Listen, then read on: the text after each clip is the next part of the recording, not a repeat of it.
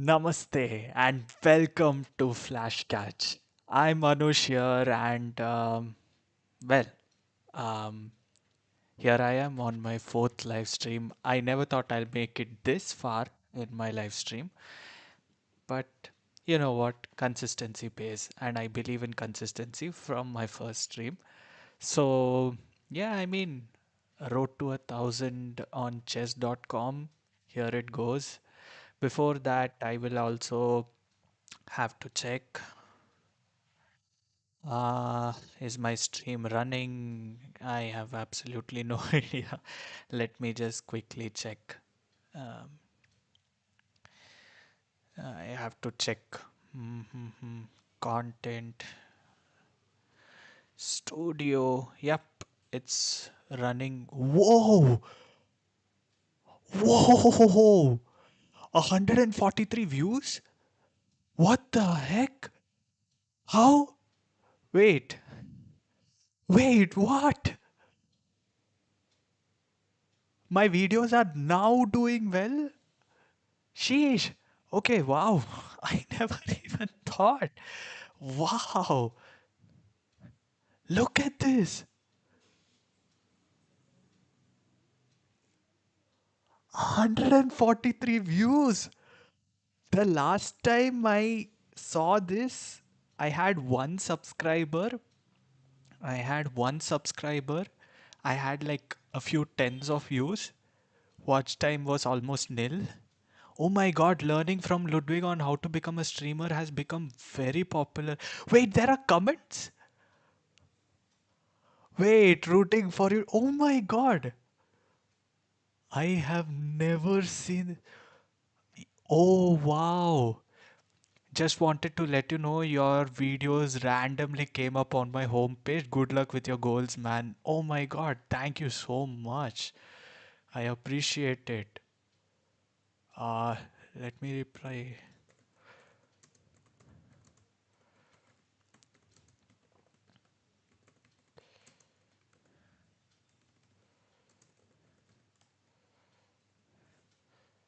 Wow. Rooting for you, WW. Also, what part of India are you from? I'm from Assam. Man, I'm from Karnataka. I'm from Bangalore. So, wow.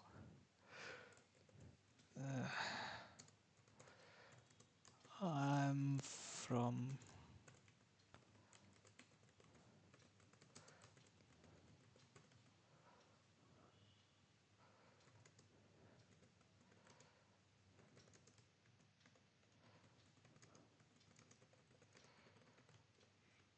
Oop, that's so nice. Hi, you're on my feed now. My advice, keep the YouTube under 30 minutes. It was just clipped from my live stream. So, I mean, and I did not want to edit it too much. So I just put it. It's like, yes, it's a 1.5 hour video of sorts, but okay.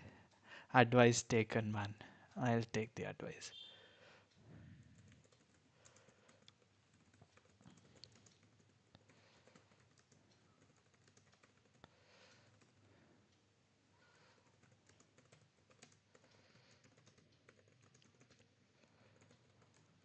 What a surprise. You know, you can actually start the stream from OBS, but I think from now on I'll start streaming. I will start the stream from YouTube Studio and then I will take it to OBS. Wow, this is crazy. Crazy. Oh my goodness. That's so nice. Okay. Wow. And I gained a subscriber. That's also crazy. Crazy. Okay, I just wanted to see the content if it is actually, but that was a pleasant surprise.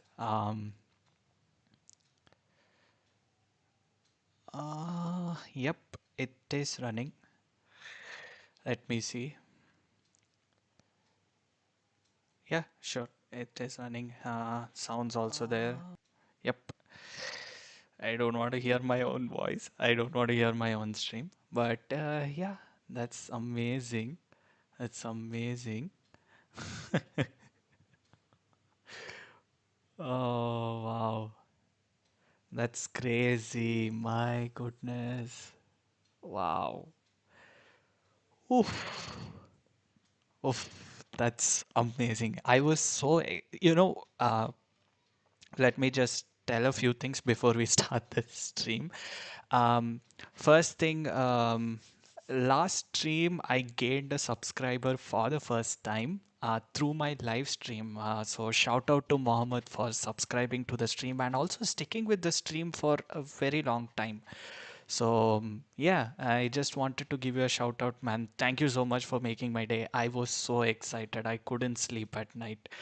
I don't think it was last stream. I think it was yeah, because last stream was just an announcement stream, but the Sunday wala stream. So thanks, and I'd like to know who the second subscriber is. Maybe I'll just go through the analytics. It's so amazing that I have viewers. I don't know YouTube. What it does it push the videos like 5 6 days later onto the algorithm? I don't know, but I'm so damn happy. Wow, that's just crazy that I am also getting views. I thought I will be on zero views for like 2 3 months. So, anyways, back to the content. As I said before in my Tuesday stream, that the reason why I had to cut short the stream was because I had to go and watch a movie. And the movie was Demon Slayer Infinity Castle. And man, oh man, I have mixed feelings. Like, to be honest, Demon Slayer has a very shitty story. I mean, there's not much of a story to tell, but the way they played with my emotions, like especially this movie, it was so visually amazing. I would highly suggest watching it on IMAX 2D, um, and in Japanese. Probably if don't watch dubs. Like, I mean, who watches dubs nowadays? So um, watch it on IMAX 2D, and probably you are in for a treat. It was just amazing fights, amazing. Basically two fights. One is Akaza versus Giyu and Tanjiro, and the other one is, I think his name is Zenitsu. I'm completely blanking out, but yeah, basically the uh, thunder form. So yeah, I mean, great fights. I knew that there won't be much of a content, but the Akaza content, man. I mean, no spoilers. I'm not. I'm trying my level best to not give you any spoilers. My verdict is I'm not much of a Demon Slayer fan, especially Hashira training arc. It was just one of the. It was a letdown for me. But this movie, man, it hits. It hits, especially Akaza's story hits hits. I mean, it was too dragged out for some reason, but you never feel that it is actually dragged out. It's just amazing, and the visuals is Ufotable is so amazing. I mean, I can't even. It's so amazing. Overall, if I had to rate the movie, I would rate it a solid 8 out of 10, just for the visuals, the kind of animations, especially like the opening scene where uh, you know the what is that, the stone guy, oh, I forgot his name. I am very bad at names, by the way, but he stands in like these gravestones, and that kind of animation, that attention to detail, that first few frames itself just sold the movie to me. And the fight sequences are amazing. Yeah, I have no complaints except that it's Demon Slayer. It's not much of a story to say, but man, oh man, Ufotable has cooked. Ufotable has cooked. Initially, I was a little bit skeptical that movies were going to be made, and that too three movies, because the story is probably just like one movie long. I don't think it should be made two or three movies, but you just have to let Ufotable cook, man. Just top notch animation. Just amazing, amazing animation. Um, Yeah, and it's actually 2 hours and 35 minutes long. And I went at 10 a.m. I came out of the theater at like around 1:10 p. 10 p.m. I went in and I came out at 1 a.m. 1:10 a.m. in the night. Yeah, so um, yeah, I mean it's a treat. It's a treat. I think it was well spent money. I would have watched it on Crunchyroll, but just man, just go watch the movie in the theater. It is worth your time. It's amazing. It's amazing. All right. So that is my review of Kimetsu no Yaiba Infinity Castle, and now let's jump on to Road to 1,000 rapid rating on chess.com. Just let me load it. Um, Let me see a new window. Ah, I use Brave by the way, so that I don't get any ads. But I am not sure. Is that why YouTube is not pushing my videos further, or is it just my content? I'm really bad at it. Don't know. Let's see.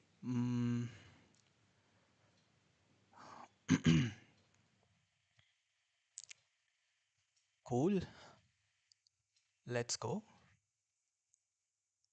Okay. So the last time I played, I dropped from 320 to 301, uh, which is not great. So let's start playing again. This time I will keep a close watch on the chat. I believe Mohammed was not given a lot of opportunities to interact with me. So uh, yeah, I'll play D4. Hargovind Joshi. Fine. Am I going to play a boring game? Yes, I'm going to be playing a boring ass game. Mm, okay, cool. Should I just play something like this and then just put my bishop there? Yep. Oh, sheesh. I don't think it's a great move, but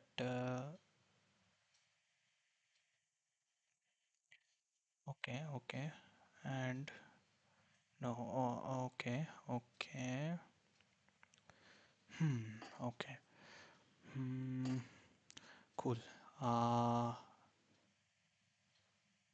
I can't just capture the pawn. So I'm going to move my knight, but to where? Hmm, okay, let's come here. No ways, man. Come on. What are you doing?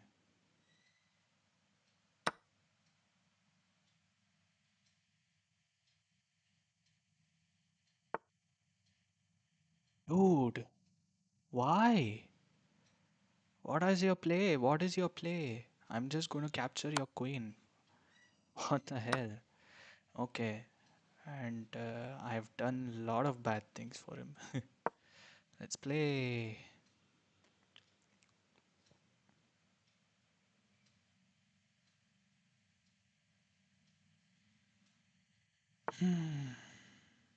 Hmm. Nice move. Uh,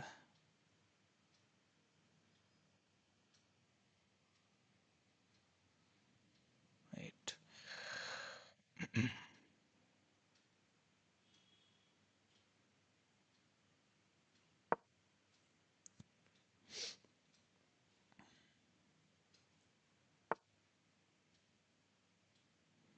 Hmm.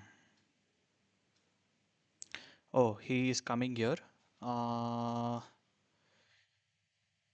how do I capture this? Okay. Hmm. cool, cool. Do I just play it back, sacrifice my knight? Yep. I have absolutely. Wait, why did he play that? So sad. Does he have a plan? I don't think he has a plan. Sheesh. He's as bad as I am.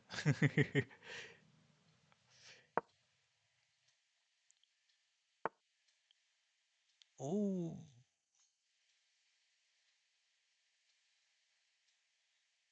do I just play the pawn forward? Yep. Now what's his ploy? Dude, why are you doing all of this? I'm just gonna play here, man. And what? You're going to sacrifice another knight?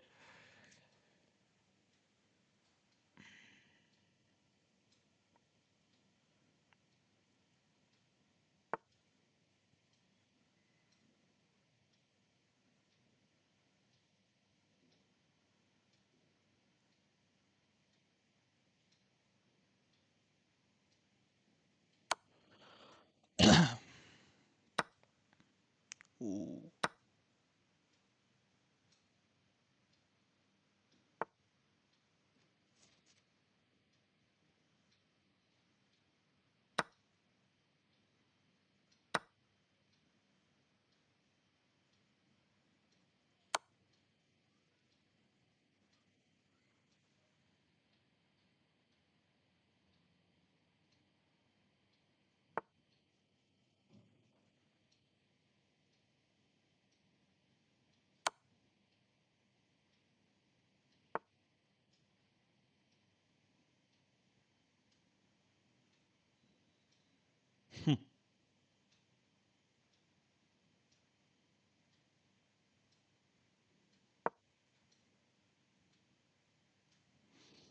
Hmm. What is his? What should I play? I can just defend, right? Yep.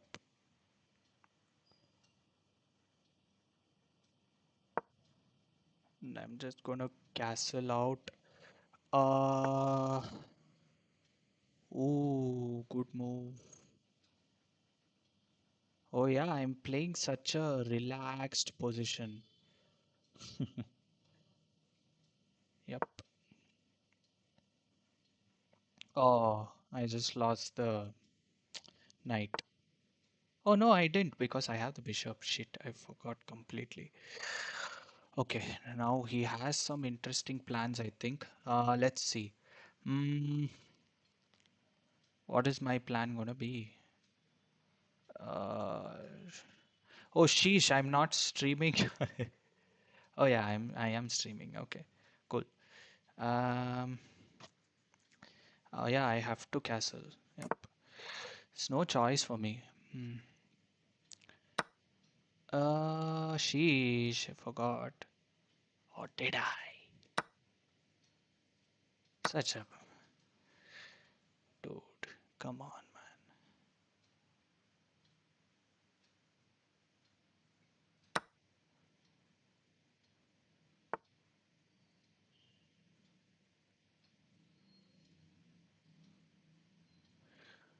man. Where does the knight get trapped? Yeah, I can just stay here, man. And just stay there. Oh shit! He didn't notice. Sheh. He could have noticed. He could have noticed. But I am just going to be solid.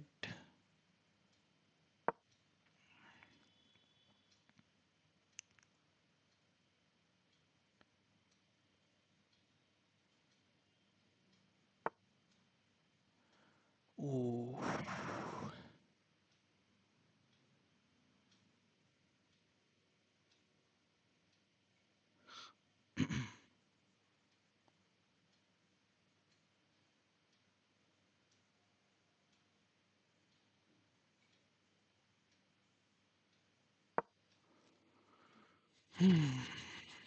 Let's see. Wait, he's launching. Oh, his knight is going to come here. Mm-hmm. Good move. Should be good move.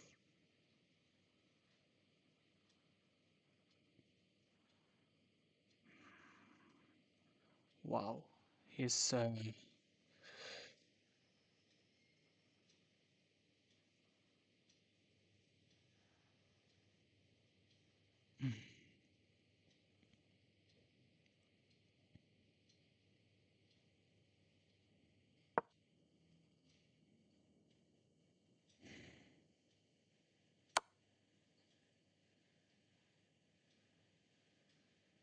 how do I win this?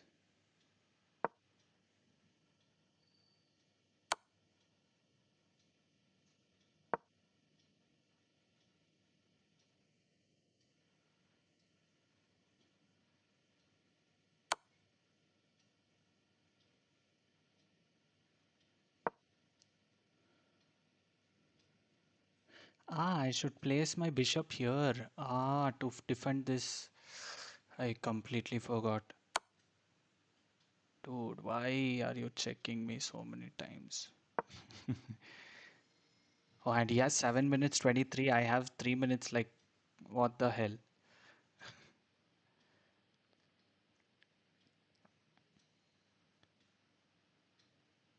What's his plan?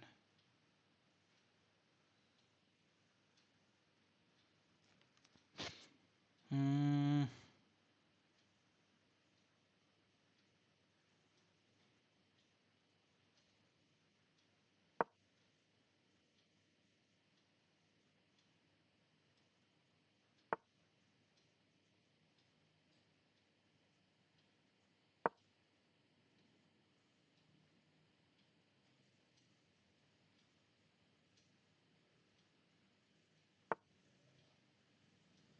अरे यार.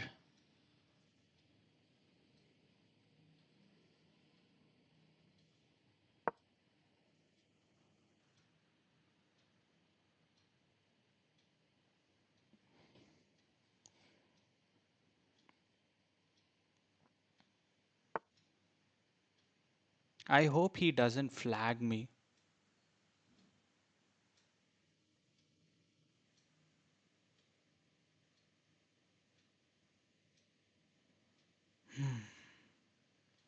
Artificial castle. Okay, what is my winning move? His king is so irritating. Um, yeah, fine. I'm just going to wing it. Mm.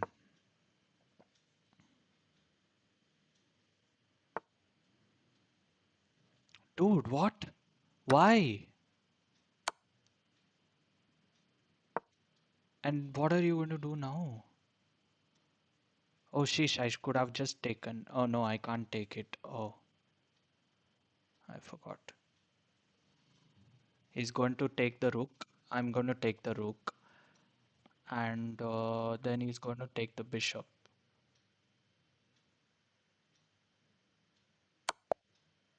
Checkmate?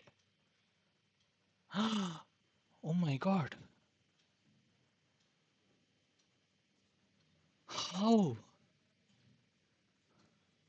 World champion Mikhail Tal only had three fingers in his hand? Oh my god. Sheesh. Oh shit. How did I lose this? It was all amazing. I actually played the best move, and then he played such a big inaccuracy, and I did not What was the best move in this position? Um,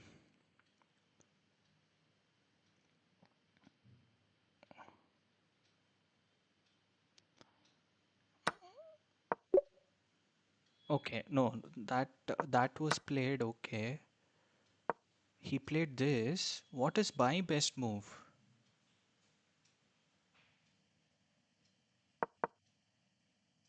No, array.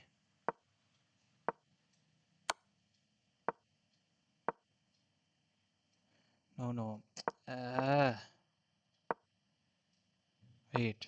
Um, what? Yeah, best. No, not this. Come on, man. I captured the pawn. He played this. Now next. Oh, what is this? I know this is an inaccuracy, but what should I have played here? Mm, okay, wait. Oh, instead of this, I should have just played this. Ah, cool, cool, cool, cool. So then if he captures, it's still a good move. Okay. So, but he plays, I play this, he plays this, and I just, oh, what is the follow-up? Ha.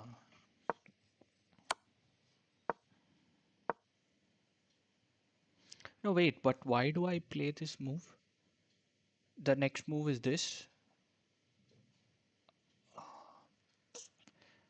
It's difficult understanding this opening theory. If you guys have any material for me to learn opening positions, that would be amazing. And also middle game, because my middle game sucks.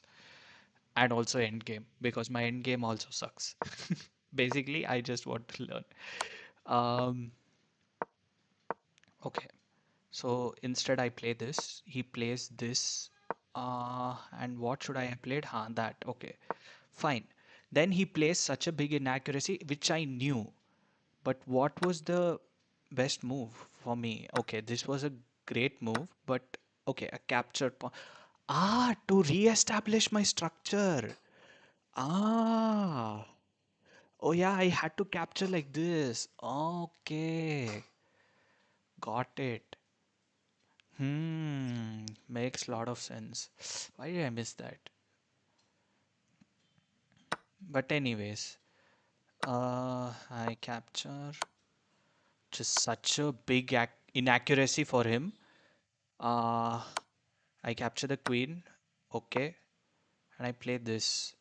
What is the better option? The better option was to develop a knight and attack the center. Okay, got it. Hmm, that I should have played, correct. But I played an attacking move. He defended well.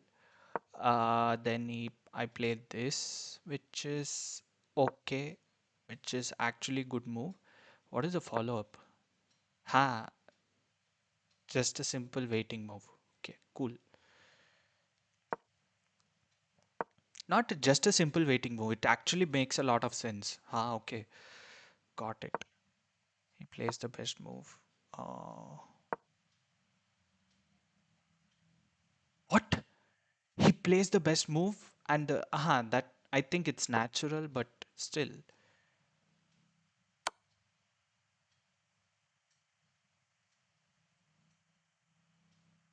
What? Yes, I know it's a big disadvantage. How did I miss it from here?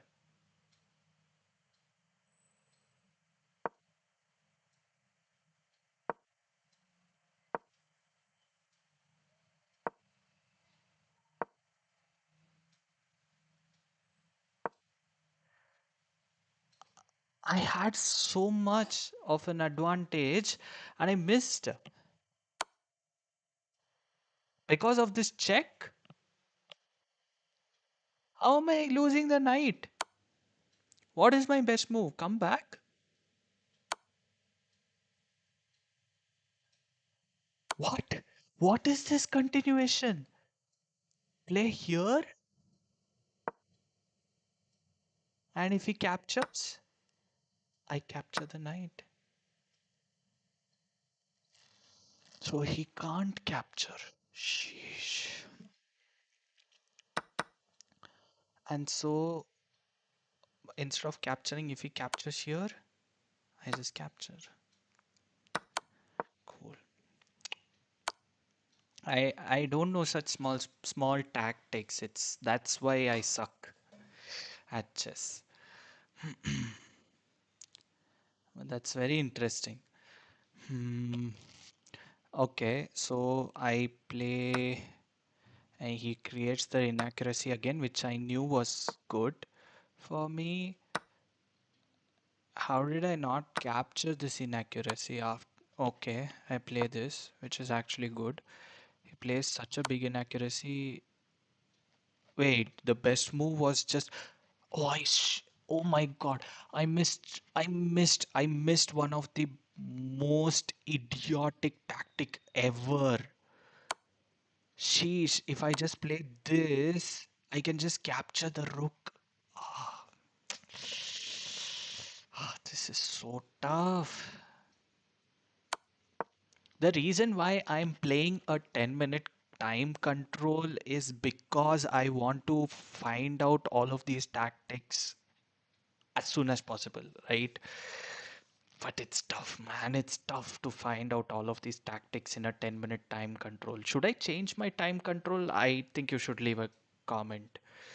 Um, for me, I feel like the reason why I'm playing this time control is so that I can play, like, my goal is to play a lot of games so that I get a basic idea of how chess works and then I can build. Hmm,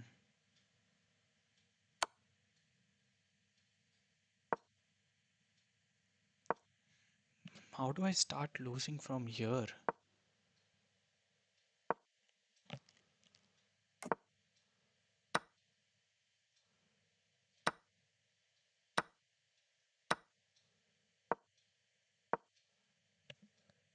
How is this? Because I let my bishop hang. Oh my god. And he plays the best move. Sheesh. And I play the worst move. What was my move? Just come up. Okay. Hmm. That's a worse move? Oh. No, but wait, what? How is this bad? If I play here, he's just going to capture the pawn. What is this continuation?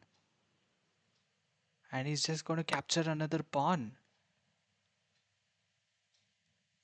What is this continuation?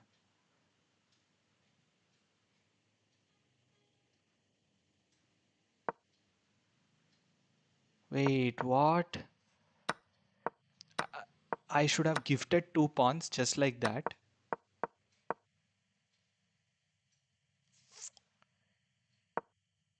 Oh,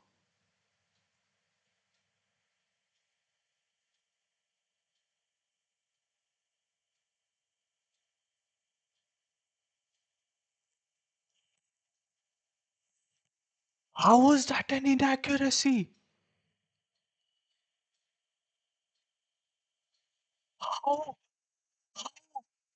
What the hell? Wait, this is a miss from him? How is this a miss now? Uh, how do I capitalize? Oh my goodness. Oh my god. Sheesh.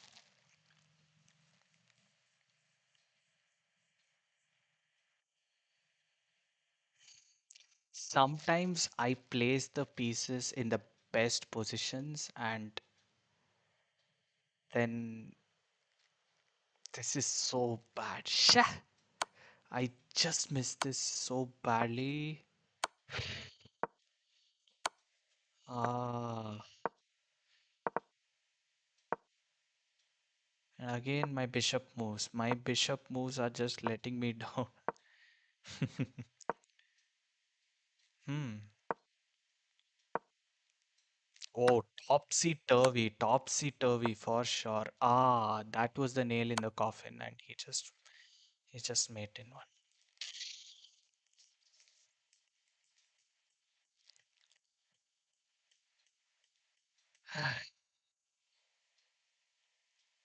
I'm so damn bad at chess. My God.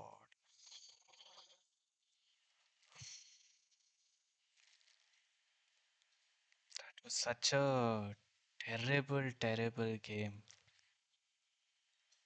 Sheesh.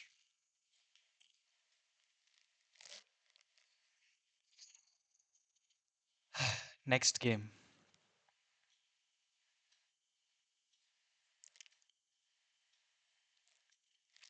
You know what? I think I should start playing the bots first, and then probably I should start playing, the game. Mm, cool. Chigorin variation of Queen's Pawn opening. Cool. What do I play? Um, it's a French defense. Cool. Mm, okay, I lose that, but I spoil my structure and also lose the pawn. Sheesh.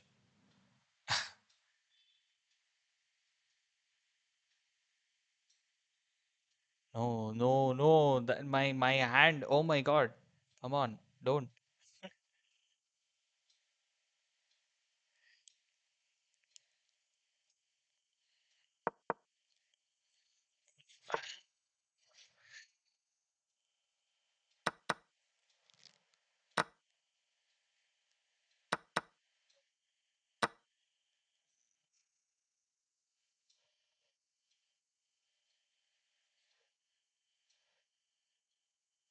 If I play this,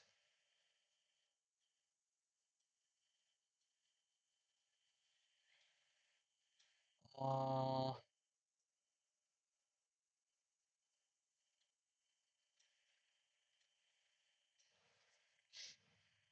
mm, mm, mm. Okay, okay. No ways. Wait. Can I do this? Can I do this, please? Please, can I do this? Uh, can I just flag him like this? Huh? Yeah, fine. Let's just play. Sheesh. Uh,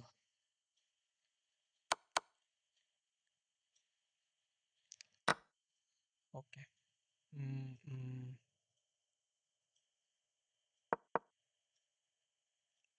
Don't castle. Ooh.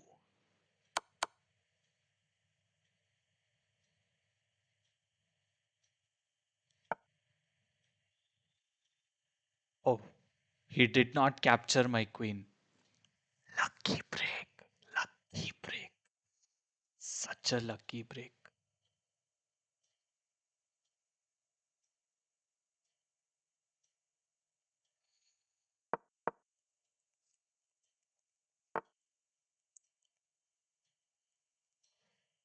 Wait, do you think I'm so foolish?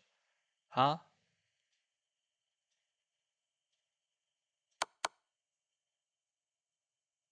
I'll just play front, back, everywhere, man.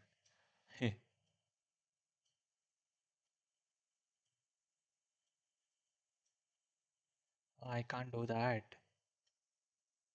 Uh, mm,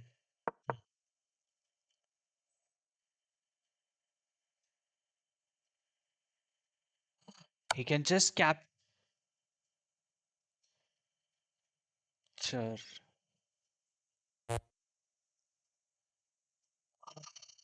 Ah!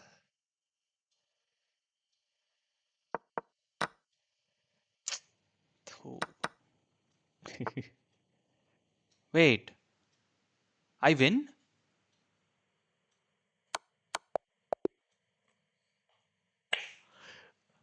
Checkmate! Wow! Yes! Let's go! Oh my god!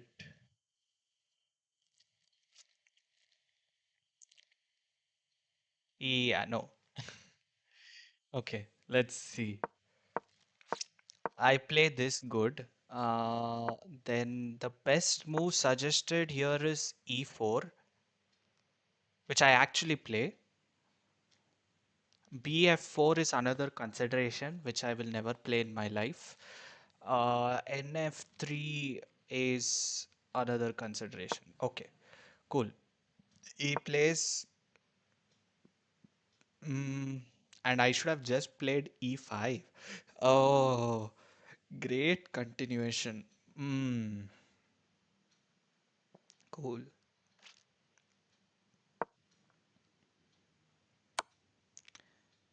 Okay. I knew my opening was a little bad. It was this bad? Maish.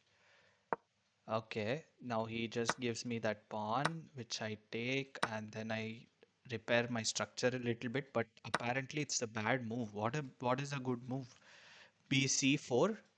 Huh, okay, got it. Huh, preparing for the for the epic queen moves. Mm, okay, this is bad. Now BE3. Okay. Just kicking out the knight. Cool. Yeah, and another consideration for me was this move, but yeah, I just wanted to end the game early, so yeah, okay. He just captures with the pawn. What an idiot. And I just play like an idiot, going for the Hail Mary. And yeah, I mean, it's crazy. These kind of things I do. And now, are you ready? Are you ready for the blunder of your life?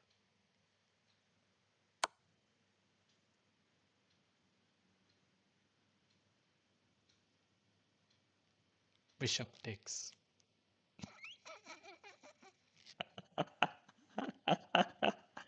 Oh my God. That's I after I play the move, I realize that oh shit, I made the blunder.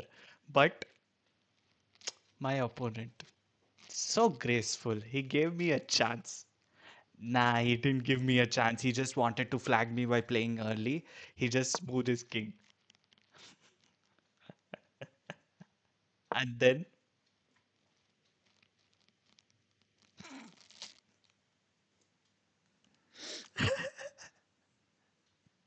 I'm gifting him. Bro, take it. Take everything that I have. Take.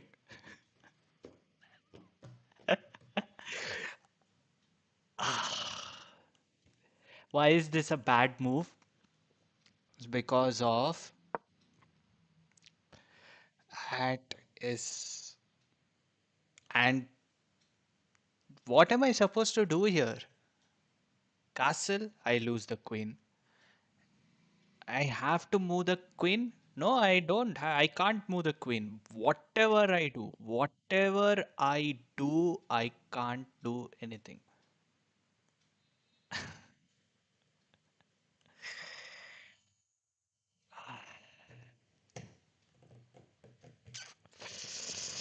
And my opponent, very, very gracious again. Very, very gracious again. As soon as I saw this move, I was like, I've escaped. And then I play this.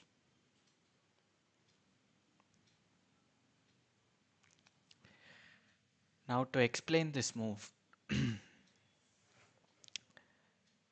this was a Hail Mary for me. I either go on a mating spree or just get hammered. That kind of a move. But my opponent's move is very hard. And this is the first time in my life I actually calculated. The only way he escapes is. Sorry. The only way he escapes, the only move to maintain advantage. Now, why is this a good move? Basically, where else can I go? Where else can I go? Where else can I go? Chasing you, chasing you. I have no other place. And he missed it completely by playing this move. And then I thought, okay, good chance. I will either castle or I will do something ambitious. And I went for ambitious. And I played this stupid move. Again, all Hail Marys.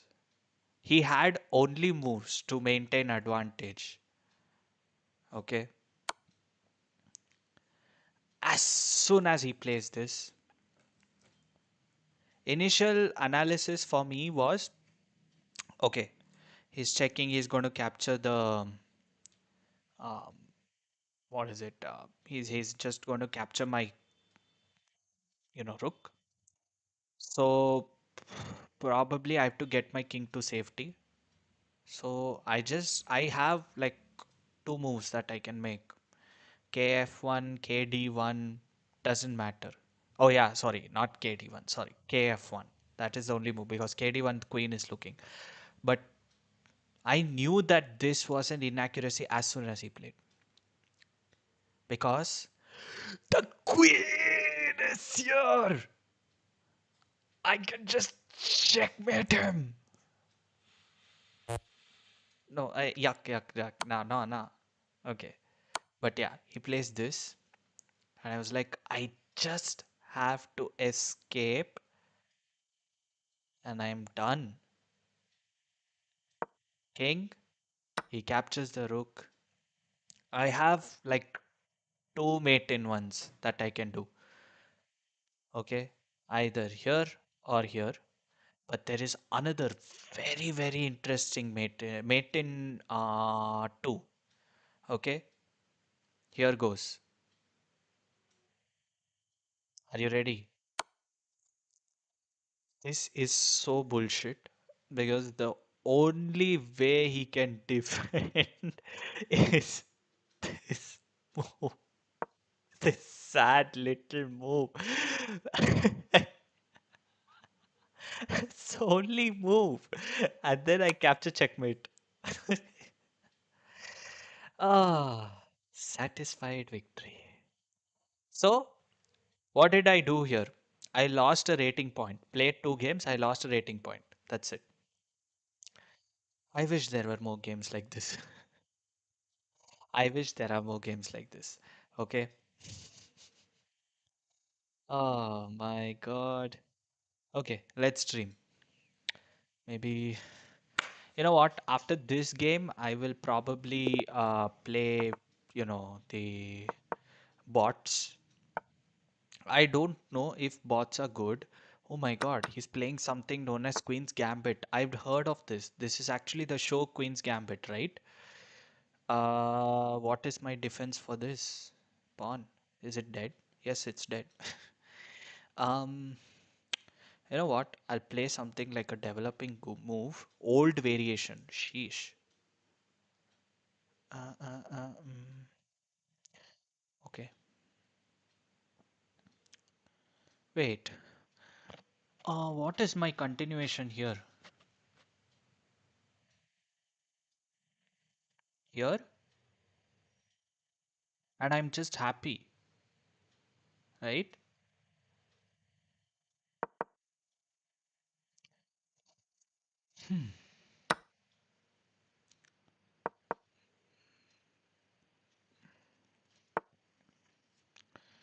Uh,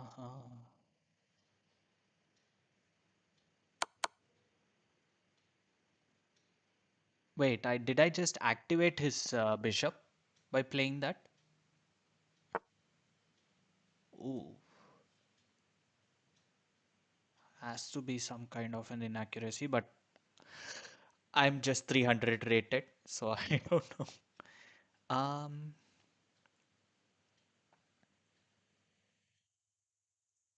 Seems to be like a reasonable move to make. Maybe another consideration is just playing this.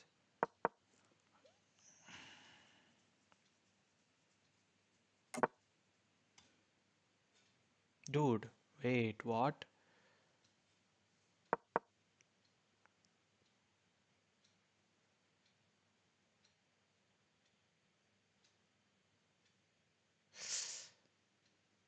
Night jump.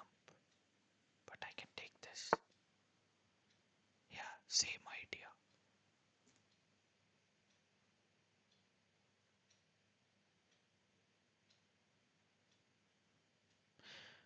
idea. What is my continuation here? Um, Wait, why is this why is this a good move? He captures, I just capture, right? But the best move I think is to kick out this knight. Yep. Let me play a little bit solid, not experiment too much. Um, and next move, I'm just going to push my pawn. I should have done that a long time ago. Why didn't I do that? But yeah, first I'll castle and then I'll do that.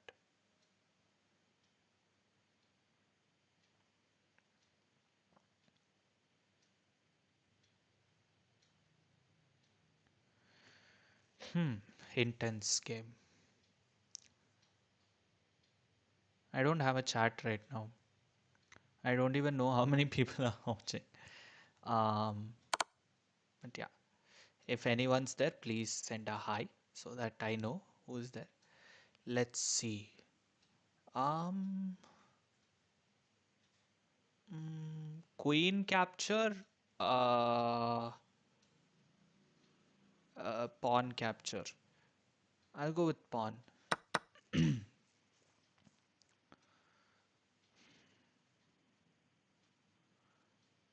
This is little bit of a rustic game for me.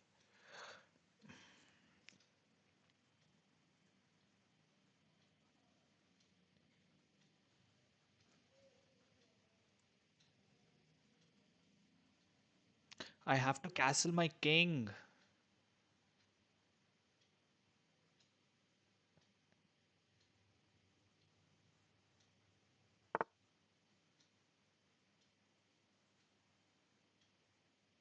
Did he just mouse slip? Was he going to place it here? No, I don't think so because it's just a simple capture.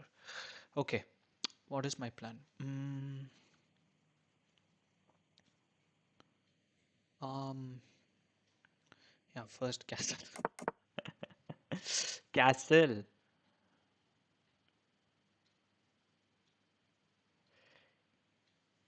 Do you want to build a snowman?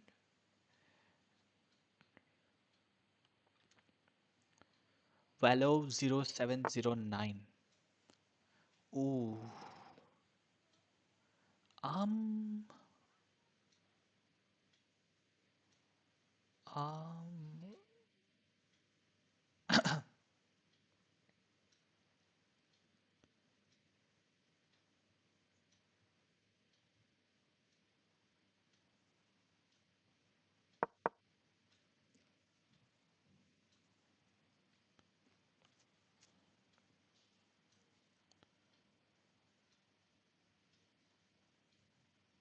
Wait, why did I do that? Yeah, I should have done this instead. Eesh. And oh my god, I just realized I just have to move my king to h8. It's the safest square for my king. I knew it.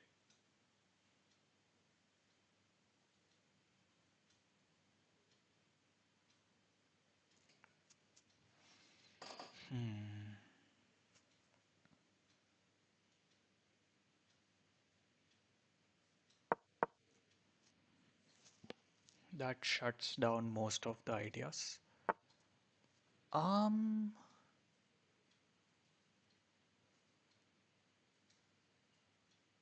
that's actually a good move for me, right?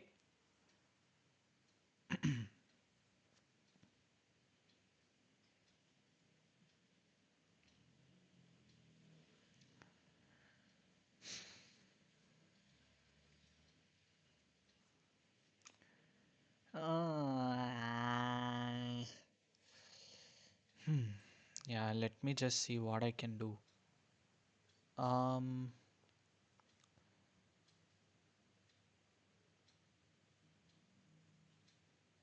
I don't want to lose that thing, so here goes.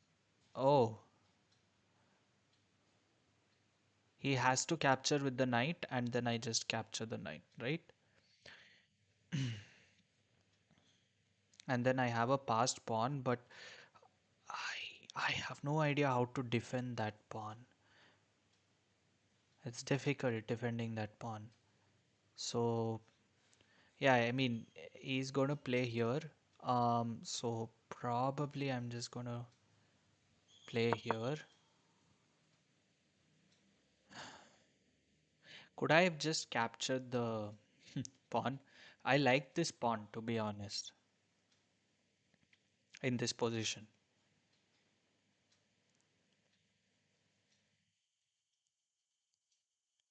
Yeah, I need to integrate how many subscribers I've got, how many views I'm getting, concurrent viewers, all of this I have to integrate. Mm. Ooh.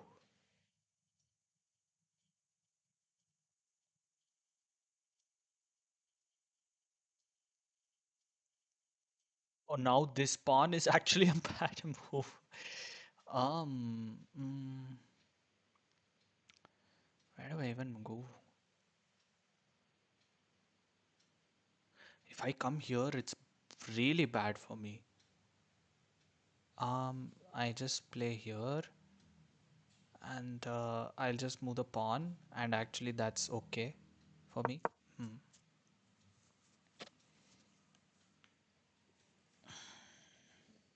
Tense game.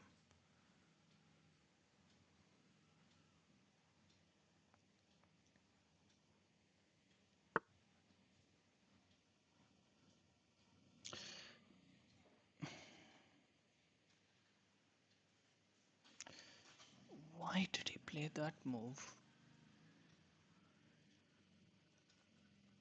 Capture. I capture. No, whatever it is. Ah, he's going to capture. I capture, and then he captures here. I have to be one step ahead. Uh, uh, uh. I wish this pawn was not here now. Yeah, I'll just play this. Solid.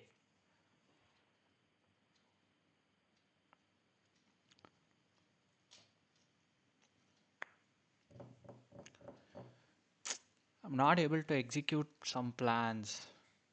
I feel so suffocated because of the central pawns. How is my knight going to develop now?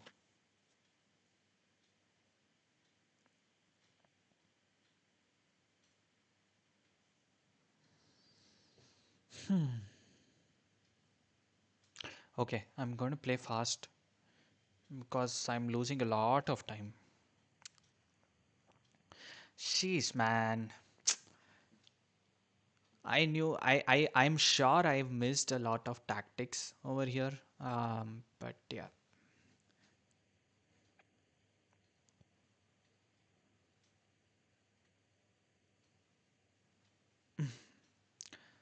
What is he waiting for? He's probably opening the engine. That would be really funny. Um,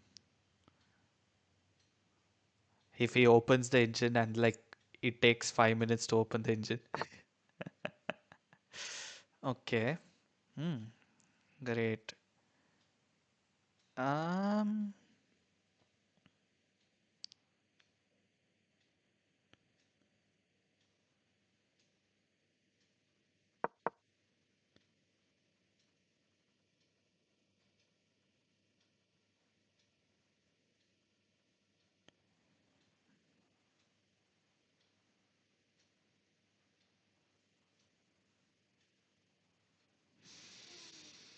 so silent.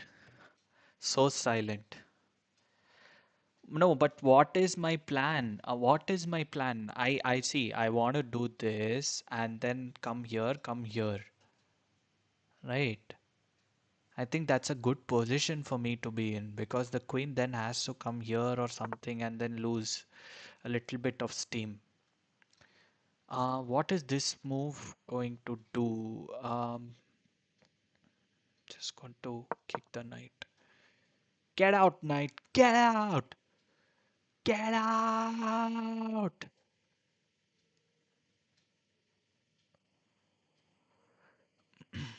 He has only retreating moves, right? Hmm. Hmm. The central pawns is such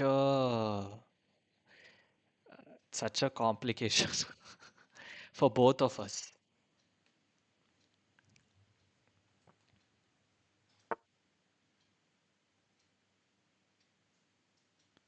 Ah,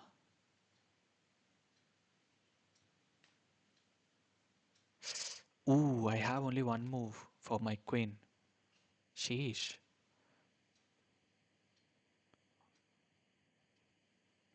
Wait, what?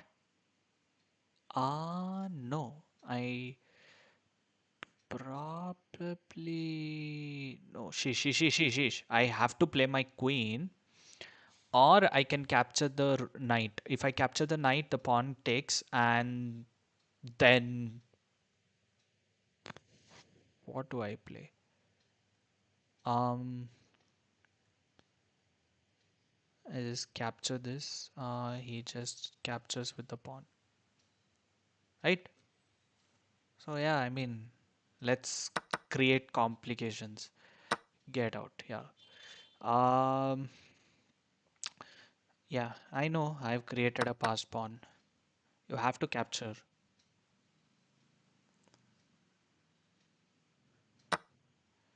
but now I have a lot of breathing space. Ooh,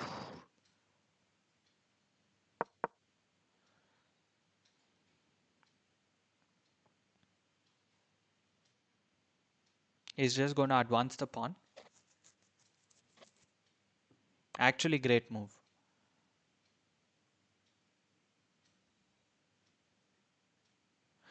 Wait, now that the defender is not there for the pawn, I'll just take it. But then it's difficult coming back and then going somewhere else.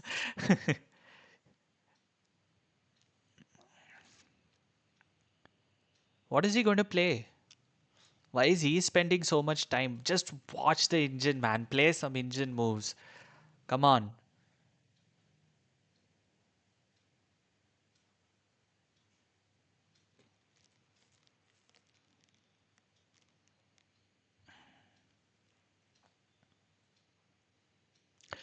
I think he'll advance the pawn. Okay. I have a little bit of like I have some simple moves to make, right?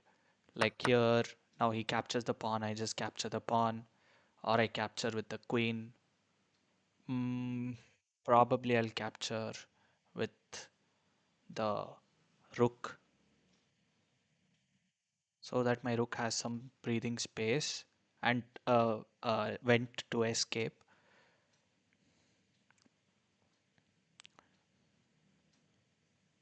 Oh, look at this move. Yeah, or this move. Sheesh.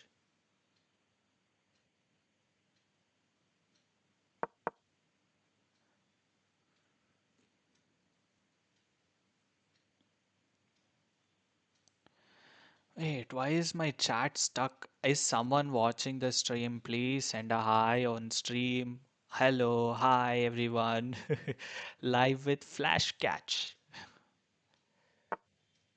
Oh, ho, ho, ho, ho. Oh, no, you don't.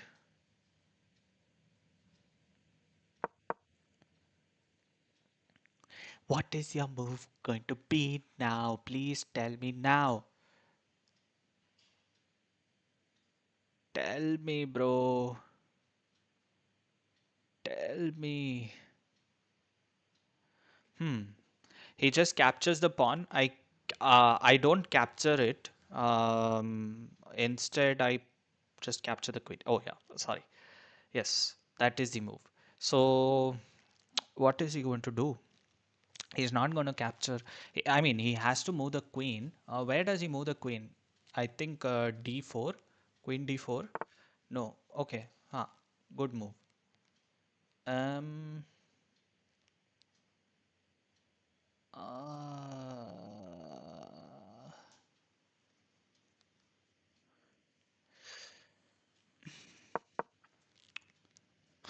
Sadly, this is a little bit of a boring game. Sadly. Queen's Gambit accepted old variation. I have to study this Queen's Gambit. There is a show on Queen's Gambit, right? Yeah. What's his move? Wait, is he repeating moves? Is it going to be a draw? If it's a draw, will I gain rating? Okay, he moves back. Um.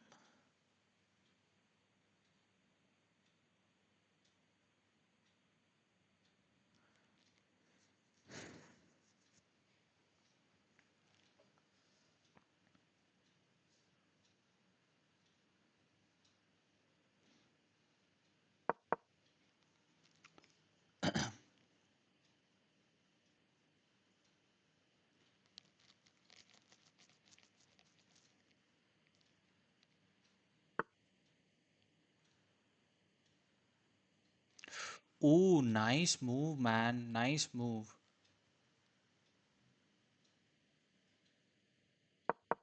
So much tension in the position.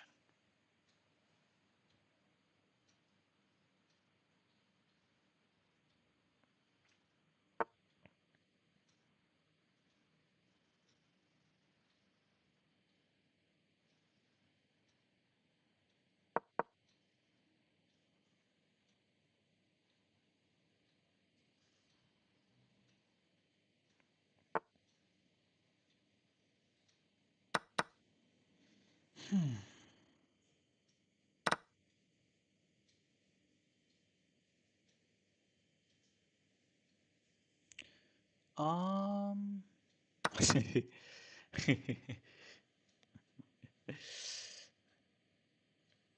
It actually didn't matter what I captured with, so.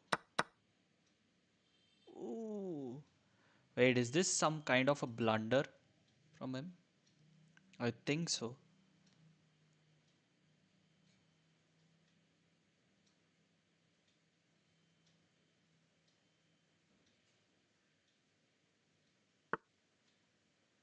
What is this move? Um. Ah.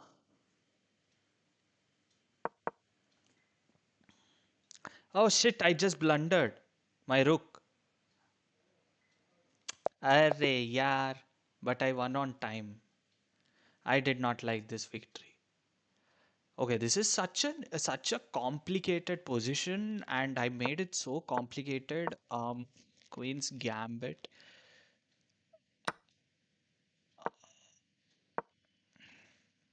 Okay, till now I actually play very solid chess. And in fact, I am decently solid here, and I just play out my knights. Yeah, I mean, I've been very solid in this game, and he captures, and I capture, and there is nothing much to analyze in this kind of a position. Oh, dxe5. That's what it was. As soon as that is done, like dxe5, I just capture with this, and then he just it's just demolition. Dem that's what he missed, and I missed, and he missed. Yeah, I think now it will just keep going back and forth. Oh, what was my winning position? I mean, I knew this was like I had no other choice. Like, what was the good move here? Dx e5? Oh, wait, what? No, I don't think Dx e5 was a good move here. Bg4. Hmm. Yep, makes sense. But this, as soon as this was reached, I knew that he was pressing. But yeah, I just played like very solid, very solid. I did not give him like any tactics to play with. So sad. In fact, at one point I was at a slight advantage. Hmm, interesting. Very interesting. Mm,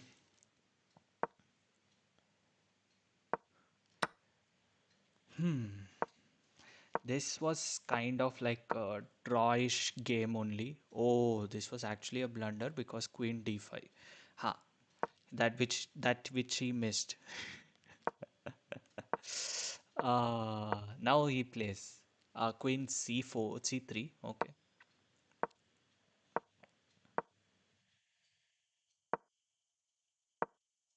I think from here on it was a little bit obvious like what were my winning moves going to be, and he just played just like that, and then I wait. This is actually a good move. R D6, R D6. Huh. Yes, RD6 was a good move, but this was like I don't know, like it was still a good move, but what was my winning move? RE8. Cap. Oh, then he plays Queen D2. Then I capture, and then he plays. Hmm. Cool. Okay, I did not see that tactic. It was interesting. Well, that ends my playing chess. Like, how much rating did I gain today? Um, yeah, thank you so much. Yeah, so now I am 315. I started at 302. I won two games, lost a game, right? So yeah, good, good for me, good for me. Um, yeah, I have to analyze most of these games that I play as well and also improve on chess. So yeah, it's a little bit evident that I'm really bad at chess. So yeah, let's just close this out. Mhm. Mhm. Pa pa pa pa pa pa pa pa pa pa pa pa pa. So yeah, road to 1,000 looks a little bit difficult. Not gonna lie. It is going to be a little bit difficult for me. Road to 1,000. But yeah, I will continue to improve every day. And also I will continue to play a lot more chess while I'm not streaming, right? Because I only play chess when I'm streaming so that I can improve on stream. But yeah, let's see. I think the thing is, I am able to make good moves, but I'm not able to consistently make good moves unless and until I know the tactic. Like I've seen the tactic somewhere else.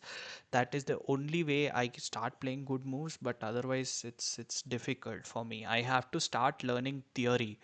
But thing is, I've never understood this concept of people learning theory to play chess. Like, what does that even mean? Like, why do you even learn theory to play chess? It's so I don't understand it for the heck of me. So yeah, I just want to play intuitively, but playing intuitively at rapid 10-minute time control is difficult. So probably I should start watching a lot more chess streams live, and also playing a lot more chess offline during my breaks on work during work. So yeah, this is water by the way. It's not soda nor anything. Drink water. Okay, cool. So let me see. Now I'm just going to watch some YouTube videos. Let me pull up some YouTube videos. Yeah, I had like some videos that we could watch.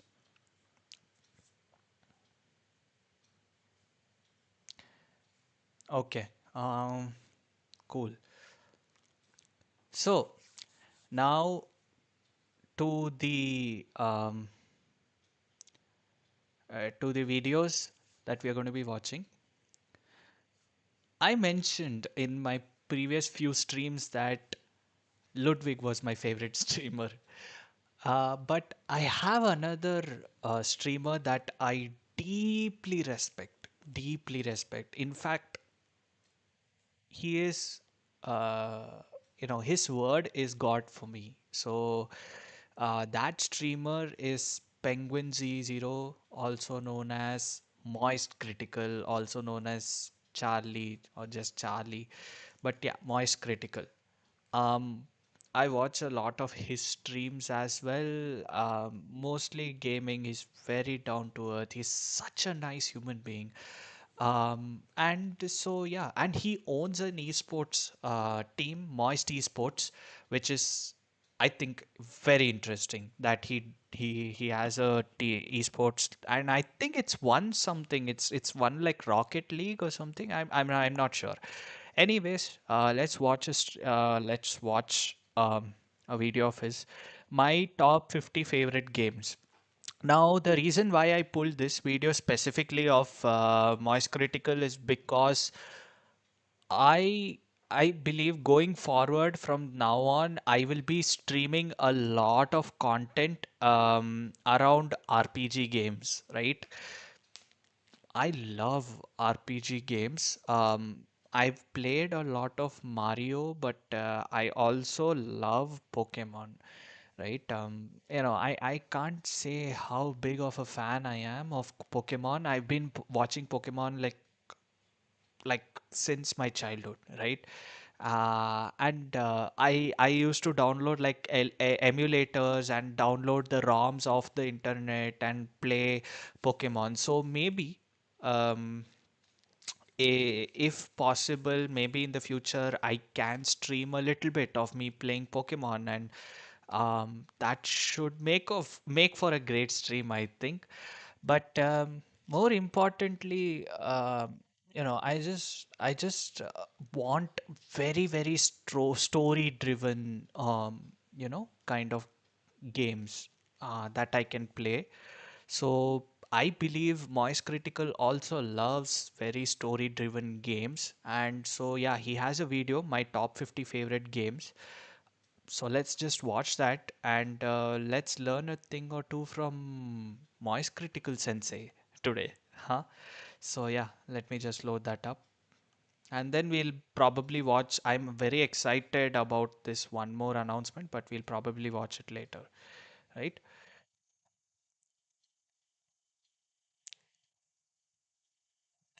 Cool. Um, wait. Okay,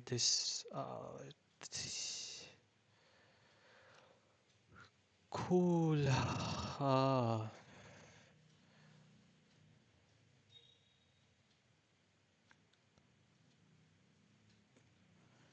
Okay. Yep. Let's watch this.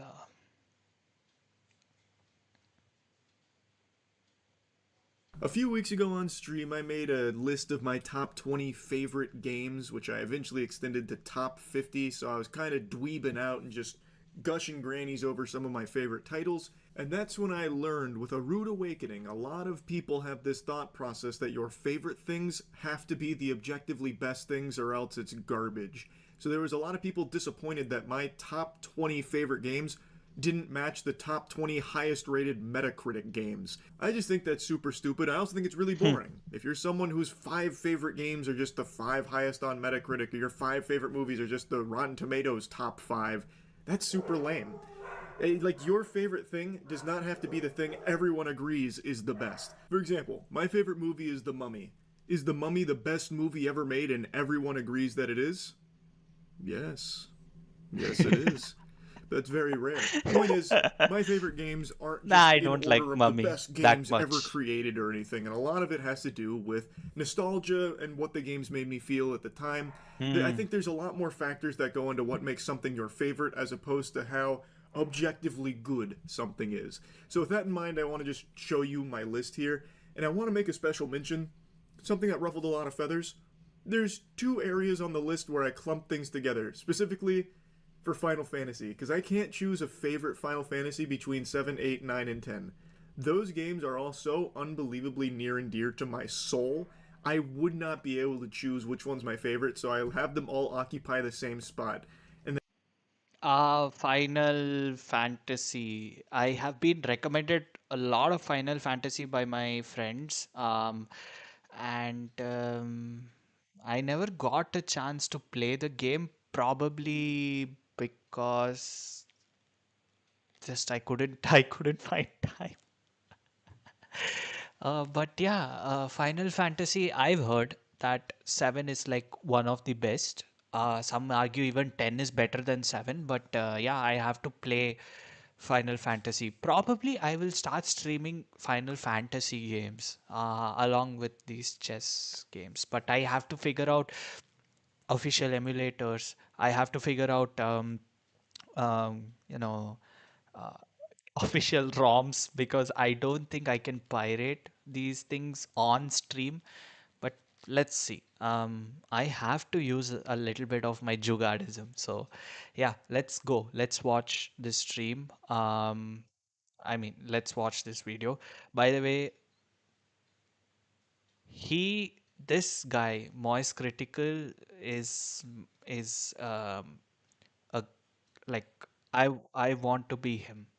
I want to be an Indian version of this guy. So yeah, he's that good and he's really nice. Probably I don't know if you've seen this stream, but he's the guy who does this. Oh yeah, you know that guy. That's this guy. Okay, he's he's not Jesus, but to me he's God. Yeah. then I do the same thing for Elden Ring and Bloodborne. I cannot choose which one I like more, so they also occupy the same spot. You can eat my whole asshole about it. You can suck the dirtiest fart out of my butt. I don't care. I know it's kind of cheating on a top 50s list or He's a little bit over whatever. the top I don't dirty. care. It's my list. It's my rules on it. But he's so 1 through well 4 is really spoken, easy. I've so talked that about is them a the lot. thing. Number 1 is absolutely City of Heroes. We've known that. I think it is an unbelievably good MMO. It unfortunately got its lunch eaten by World of Warcraft. They came out around the same time, so a lot of people never even found this game. But it is truly one of the only unique MMOs that doesn't just follow the same tried and true formula that WoW crafted. And since the private servers are fully functional and constantly updated, I can confidently say it's a game that has still aged really well and is fun to play to this day. Hmm. Would any game ever beat City Heroes for you? Probably not. I don't think. Let me just note all of this down, probably. Shoot. I'm not going to watch this stream again and again, so probably it's better I note things down. You might have noticed that this is the same pad that I used in my first stream, and it's actually the same pen I used in the first stream. So, um, let me see. Okay, cool. City, City of Heroes. Let's watch. The nostalgia is too powerful. The game means too much to me. I don't think it'll be beaten. And the In the number 2 music. spot, we have Halo 2. My most Halo. played competitive game ever. Still, I think this game is a complete masterpiece of multiplayer gaming. A lot of what made this game so special was actually by accident, too. So even some of the things like super bouncing, I'd spend hours on just doing super bounces and monster bounces and shit. Then there's also like some really deep skill expression glitches such as BXR and BYBs, stuff like that. The main purpose of this video is to help those of you guys who might not understand much about Halo 2 get a better understanding of the game I'll check it out and the then, skill Ryan. gap. I know how frustrating it is when players speak so highly of a game that you know nothing about. If you don't have much God, experience even with just Halo, watching gameplay of Halo 2 just always makes me want to hop back in and play it. You have a couple deleted super bounce videos. Yep, I used to do it all the time. There was entire montages. Oh yeah, they still have some of them. This is probably a re-upload, but it's just cool.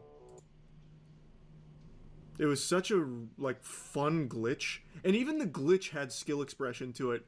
Because as you're seeing here, you could combo bounces if you knew them and knew how to do them and how to set them up. It's just so cool, man. So even though like the base game of Halo 2 was a masterpiece in and of itself, the other things that were accidental, like the super bounces, like the BXBs, the BXRs, all that, just add even more to it, more replayability, and the modding. It's just the modding community jumping. was hot. Texture mods, full gameplay mods. Oh, it was so good. And the custom games you could just get lost in for hours. Like Tower of Power, Michael Myers, all kinds of shit. I truly think this is still to date the most special multiplayer game. The most special multiplayer experience I've ever had. So that's comfortably number 2 on my top 20 list. Number 3, we talked about it the other day. It's got to be RuneScape. Old school RuneScape specifically. I never even bothered with RuneScape. I have heard of RuneScape. Yeah. Well, it is just actually timeless. Yeah. It is my most played game of all time.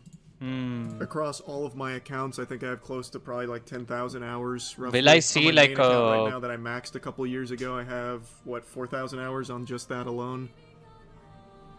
Will I see a There's just Pokemon nothing here? like it. It I is don't actually think so. just the GOAT. Use topsters.org for the list. It's a great site. Sounds like a scam. Topsters. Sounds like an auction I'd watch on Whatnot before losing all my Pokemon card packs. Number 4 spot goes to Final Fantasy 7, 8, 9, and 10. I can't choose one of these over the other. So I put all of them in my number 4 spot. All 4 of them make it in my number 4 spot. Number 4, Final Fantasy. We'll just have 7 be here, but just know this represents... Oh, wait, here. Do they have, like... a crazy collage? No. They have this, though. Just know this represents Final Fantasy 7, 8, 9, and 10. Honestly, this might go Elden Ring / Bloodborne. Rank them all, you coward. I'm not gonna do that, man. I literally can't choose. That's not fair. It's my fucking list. Just let me have it. Who are you? The top 20 police or something? It's my list. Gears of War.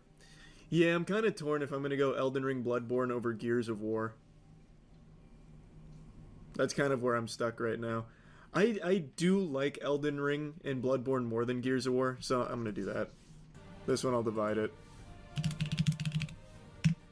But just know they occupy the same spot in the top 5. Gears literally started your career.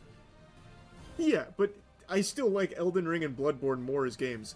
Keep in mind, the only Gears of War game that I absolutely love is the first one. I don't even really like Gears 2 or 3 that much. Making up your own rules. It's my fucking list. It's fine. Now this is where Gears of War will go. Just outside of the top 5. Ooh. So this is number 6. I've heard Gears of War is actually really good. No, it just swaps them. Go on Metacritic, highest rated games. Sure. Yeah, but some of my choices aren't going to be in the highest rated, but this will help me not miss any. Man, people always get so upset when I mention my Gears of War take. I think Gears of War is just perfect. It plays completely different from 2 and 3, and again, it's a product of just not overthinking it. The Gears of War multiplayer, from what I recall in the Cliff Bleszinski interview back in like 2008, it was an afterthought. Like, they didn't even plan on putting multiplayer in Gears of War initially, they did it just to ship it, because why not? So it had another set of things that made it so good that were totally unintended.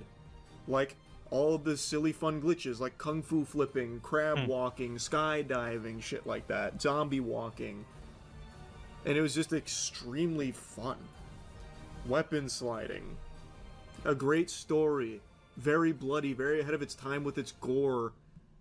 It just, everything felt great about the game. Except for host advantage. That made it a little ridiculous. You know what number 7's probably going to be? Looking through it, I really think I'm probably going to give it to Super Mario 64. Oh, I am a big Super classic. Mario 64. I put so much time into that game. I love Super Mario 64. Uh, Still one of the most fun Classic. platformers ever created. Maybe I will revisit the speedrun. I tried speedrunning it back in college. I'm just not good at it. And then number 8 will be Psychonauts. One of my favorite single-player games. An absolutely beautiful game. A game I also speedran a lot on stream.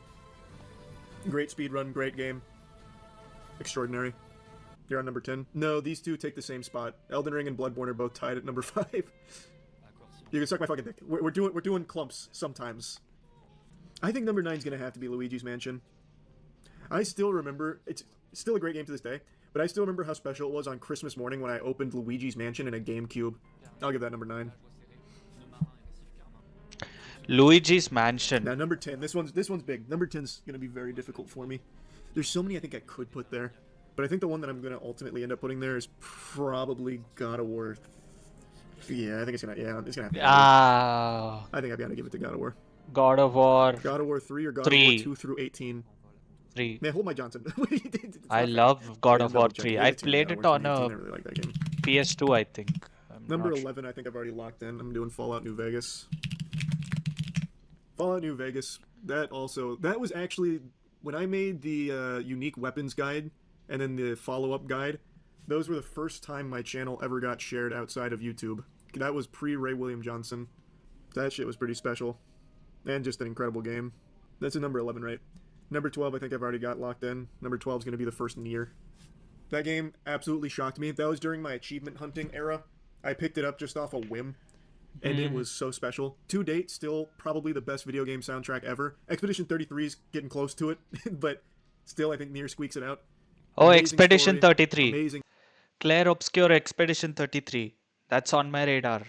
Probably when I get my PS5, if I earn enough from this side hustle, probably I'll buy a PS5.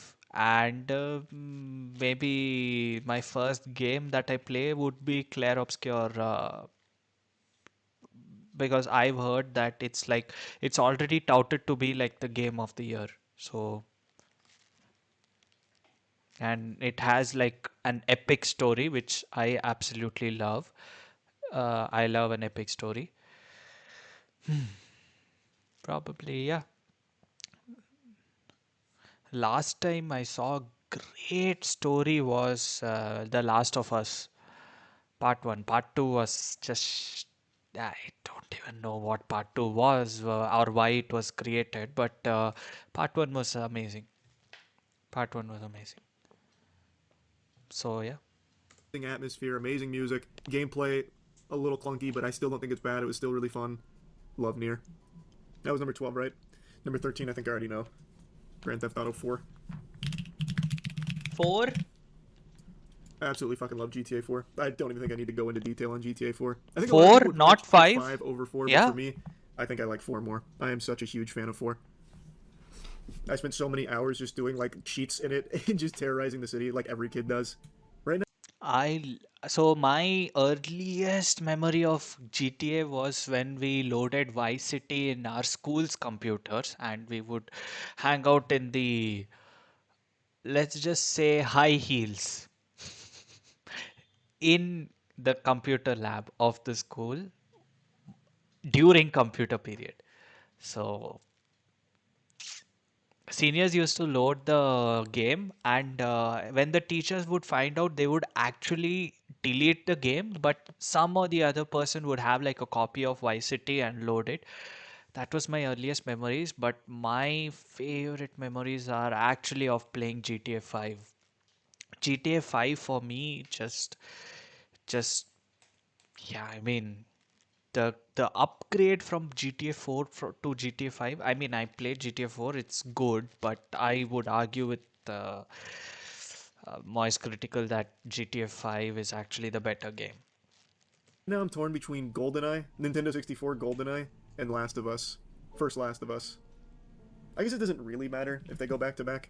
13, 14, probably not a huge difference. I'll do 13 at GoldenEye. Well, actually, let's do Last of Us. Actually, I think I'd put Last of Us over it, the first one. And then 14, GoldenEye. My dad and I used to play GoldenEye together all the time. He still Golden talks Eye? about GoldenEye. Whenever we get discussing video games, he's always like, "Hey, bud, you remember when we used to play GoldenEye? That was a lot of fun, huh?" I'm like, "Yeah, Dad, that shit slapped." Such an iconic game. GoldenEye was revolutionary for shooters. It actually was. It was legitimately revolutionary. It'd probably go higher, but I don't feel like trying to figure out where. But it would definitely be in my top 20. Let me see, what about PlayStation 1? Is there anything I haven't thought of there? Uh, No, just Final Fantasy, really? Siphon Filter, holy shit, I love Zelda, Siphon The Filter. Legend of Zelda. I had a demo disc that had Siphon Filter 2 on it. Oh my god, you couldn't pry me away from that shit. That game was so fun. You have the taser where you could shoot. Ocarina of Time is one of my first ever experiences with Nintendo, and I love the game. I absolutely love It and Ocarina of someone Time. fucking latches onto their nipples and you just tase them until they catch on fire. God, that game was good. Definitely not my top 20 though. Right, nothing there. What about Sega Dreamcast? The only one on Sega that comes to mind right away is Power Stone, but I don't think that would make it to top 20. My dad and I used to Persona. play Power Stone together too, though. He didn't really like it that much. Or Sonic Adventure. That was another banger. Probably not in my top 20. Ratchet and Clank, another super slapper. Shadow of the Colossus. Oh! Damn, do they make top 20 though? Damn. Oh, Sly Cooper. Fuck. Wait, this is getting so hard. Shit. We only have 4 slots left. No, you even know how don't. the You fuck I'm have gonna choose. eight slots. There has to be some like glaringly obvious ones I'm forgetting. Maybe that's what I need to gauge it by. Surely there's some really obvious shit that I've talked about and glazed a lot over the years and just brain farting on. Mass Effect 2. I would put Mass Effect 2 here comfortably if Mass Effect 3 wasn't such dog nuts when it came out. And by that I mean the ending being completely worthless and ruining the entire journey. But I do love Mass Effect 2 a lot. Oh, you know what's kind of close? It might actually make it. Hollow Knight. Oh, I wasn't even thinking indie games. Hollow Knight might make... It might take number 17, actually. I fucking love Hollow Knight. I wasn't even thinking indie. Yeah, I gotta put Hollow Knight in there. That game was so fucking fire. I've never heard of this, but Nine Souls. Yeah. oh, That's what this made me think of game. Hollow Knight, actually. Cause Yes, I heard of this game. Yes. This is actually, I didn't know the name of the game, but yeah, I mean, it's an epic game. This is what I want to create, right? I don't know, like Hollow Knight was created by a single person. I am not sure. Mm. Hollow Knight, yep, independent developer, indie game. Sheesh. Man, I have to play this as well, man. I have so many games to play. Oh, someone was dropping Nine Souls. I'm a huge Nine Souls advocate. You couldn't get me to stop yapping about that game. But I do still think Hollow Knight is, for me, a bit better just because it was like my first foray into that kind of indie Souls-like that actually crushed it. But overall, I think Nine Souls is a must-play in general. Devil May Cry. I was thinking. I just don't know if it's in my top 20. Because my favorite Devil May Cry, controversial take, is DMC4. I think Devil May Cry 3 is objectively the better game, but Devil May Cry 4, once again, just a special game to me. Only 3 spots left for Expedition 33 to not be called a liar. I already know where Expedition 33 is going. I already thought that through. I just am torn on these last spots. This is so much harder than I thought it would be. Like, I knew it'd be difficult. I My think top this 5 I'm very list confident in. is a little bit personal to Moist Critical. That's why probably he's not rating some of the best games out there higher than it should be. Because, like, Ocarina of Time, it should be way higher. Um, but yeah, I think it's a personal opinion. Probably because I've not played any of the other games. I've played Grand Theft Auto 4, Last of Us. I've played God of War. I played Ocarina of Time. But otherwise, I've not played any other game. Super Mario 64. I played Like, that. I feel very strongly on these. And to be honest, I actually don't even mind swapping gears in Elden Ring and Bloodborne, to be honest. That's so interchangeable to me. These I'm super locked in. It's everything else I get really foggy on where things should be. Cooking Mama, never played it. I've actually never been a cooking model player. Chaos Theory's great. It's not my top 20 though. Right now, what I'm thinking is, do I put Pokemon Leaf Green in? That is my favorite. That is my favorite Pokemon game, Leaf Green. Leaf Green is fire. Leaf Green is fire. That is my Pokemon. That's my most favorite. I don't think Pokemon can ever make another game like Leaf Green. Like, oh yes, Pokemon game, but I don't know if it's like a top 20 best game ever for me, even though I put so many it's a top one for me. hours into Pokemon Leaf Green. Battlefield. Oh my god! How did I fucking forget? Bad Company 2. Absolutely in my top 20. Also one of my most played multiplayer games of all time. And also a very special game near and dear to my boners. Literally what started commentary for me. Completely forgot to even slot that in there. Good call. Big save. Fuck, man, there's still quite a few games that I think really should be here somewhere. But I have no way of making them fit. Any Call of Duty. Call of Duty 4 is my favorite Call of Duty, but it's not in top 20. Mm-hmm. I mean, I can just fill out this whole thing and it'd go up to top 25. I guess we could do that. For what it's worth, I guess, just to bring everyone in on the loop, I already know exactly where Expedition 33 goes. That's my... oh, wow. Really butchered that. That goes into my 20 slot. Well, which would actually be here, because I grouped these together. If we're going to 25, that makes it a little easier, though, because there's a couple that I absolutely think need to be here. Most notably is this. Mario Kart Classic. 64 absolutely makes it into what I think needs to be the top 20. I remember being a kid, my mom actually used to play this with me and my dad, and anytime I'd win one of the circuits and they show you that, like, trophy, the fucking your winner, basically, I used to ask my parents when that's coming. I was under the impression that I was actually going to be shipped a fucking trophy from Nintendo. Nice. Double Dash better. I did love Double Dash, don't get me wrong, I fuck hard with Double Dash. Ozura's Wrath. Definitely not top 25, but I do like Ozura's Wrath a lot. Another thing that I like a lot that I don't think goes top 25 is Bayonetta. And Darksiders.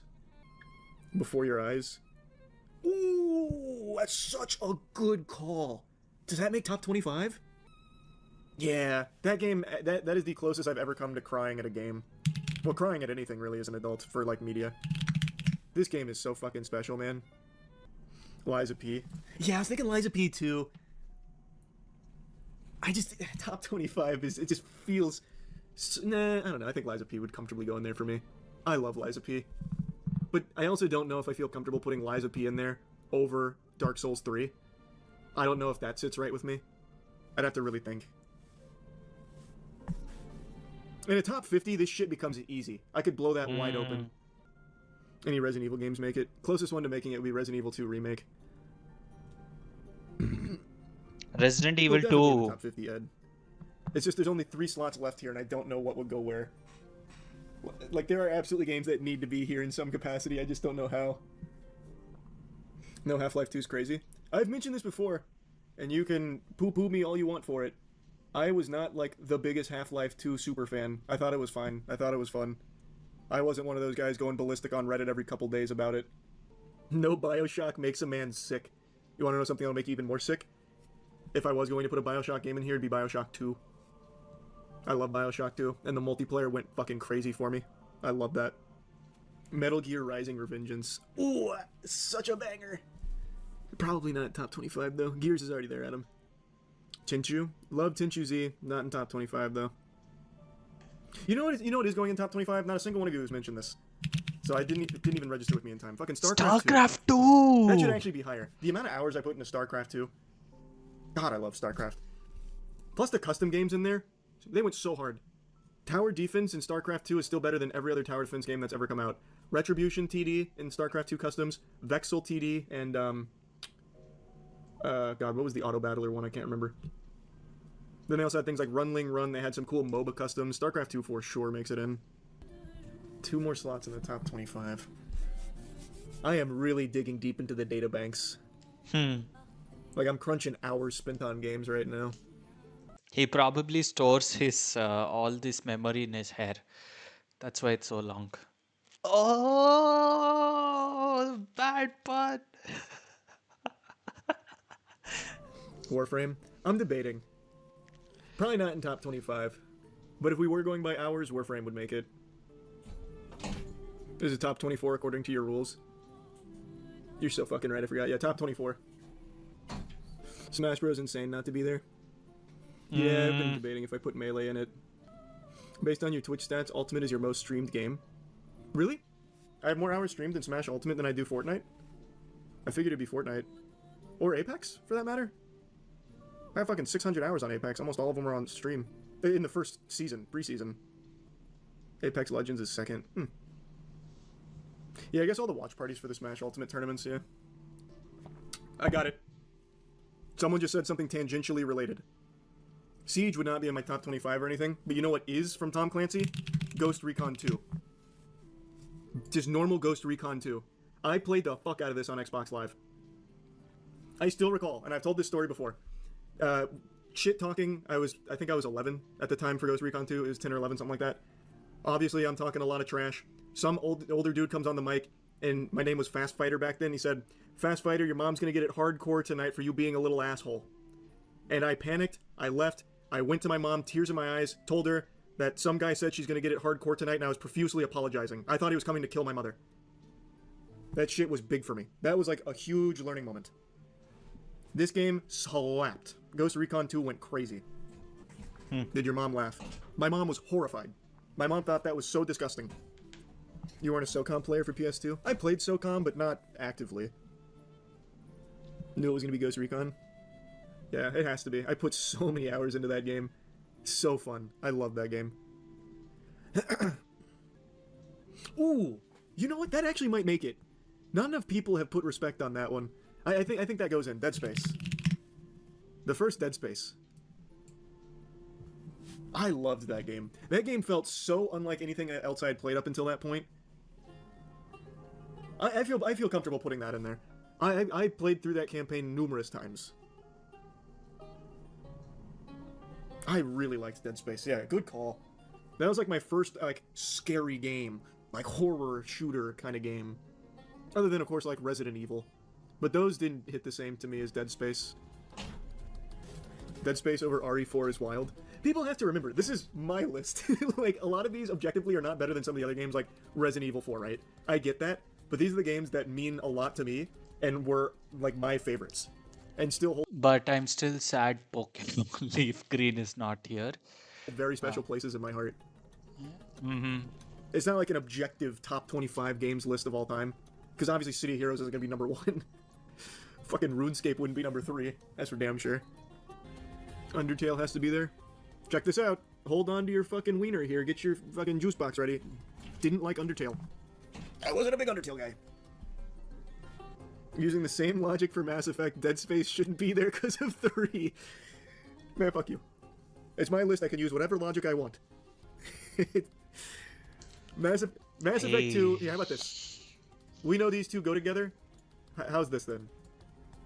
Oh wait, God, I have to move each one individually. Never mind. I was just going to put those two together and then put Mass Effect 2 at 25. I'm not going through all the effort. Mass Effect 2 at number 25 then. Top 5 games of 2025 so far?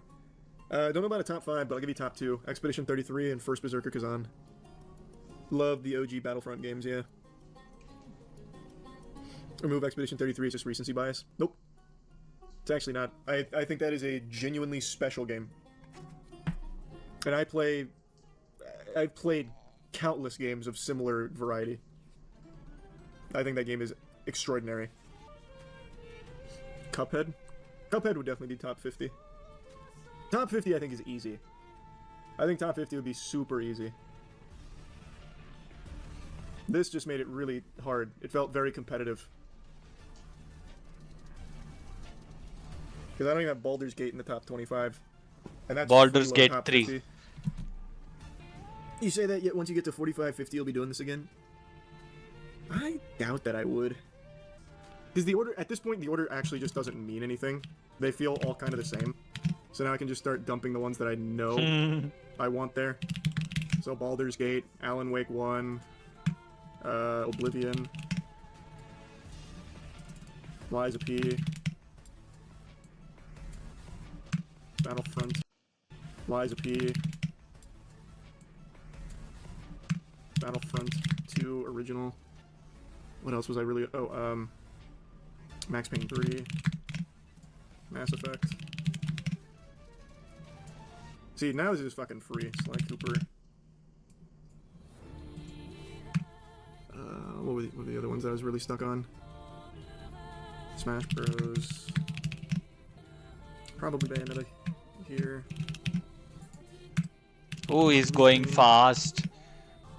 Nine Dude, Souls. dude. We're all kind of the same. So now I can Baldur's just start dumping Gate the ones that I 3. know I want there. So Baldur's Alan Gate, Wake. Alan Wake 1, Oblivion, Cool. Lies of P, Mm-hmm. Battlefront 2 original. Mm-hmm. What else was I really? Oh, Max Payne 3, Mass Effect. See, now this is fucking free. Sly Cooper.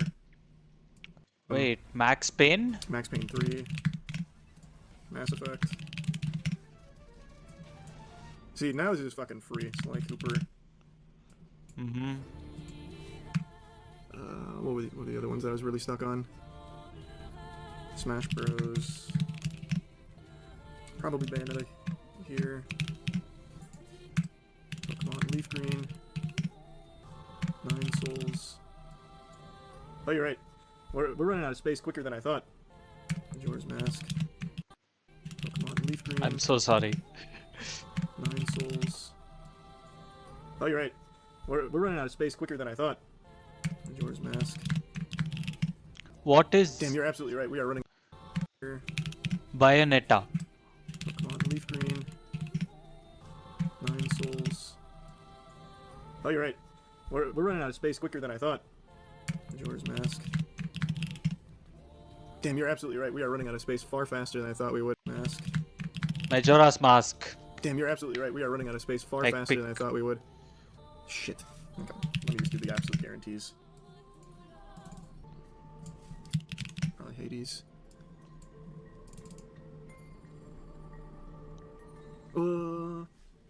Yeah, I'll do Hades. I was gonna do Risk of Rain too, but I'm running out of space. Oh boy. Oh boy, I'm already running out of space. That was fast. I think Cuphead will definitely go here though. No, Cyberpunk won't even come close to my top 50. Mm-hmm. Time to make top 100. See, top 100's easy. That's super easy. I thought top 50 would be even easier. Or not even easier. I thought it'd be pretty easy. Mm-hmm. In my head, 25 games seems like a lot, but then I immediately start banging out the ones that I know for sure should be on my list, and I'm already almost out. League of Legends is not going on my top fucking 50. Mm-hmm. Just because I have a ton of hours in it doesn't mean that I like those hours. That game is an actual life ruiner. That game made me fucking miserable. Oh, Metal Gear Rising has to go on here. I love Metal Gear Rising. Fuck. I'm putting Arkham Asylum as well. Oh. Oh god, we actually are almost out of room. Yeah, fuck.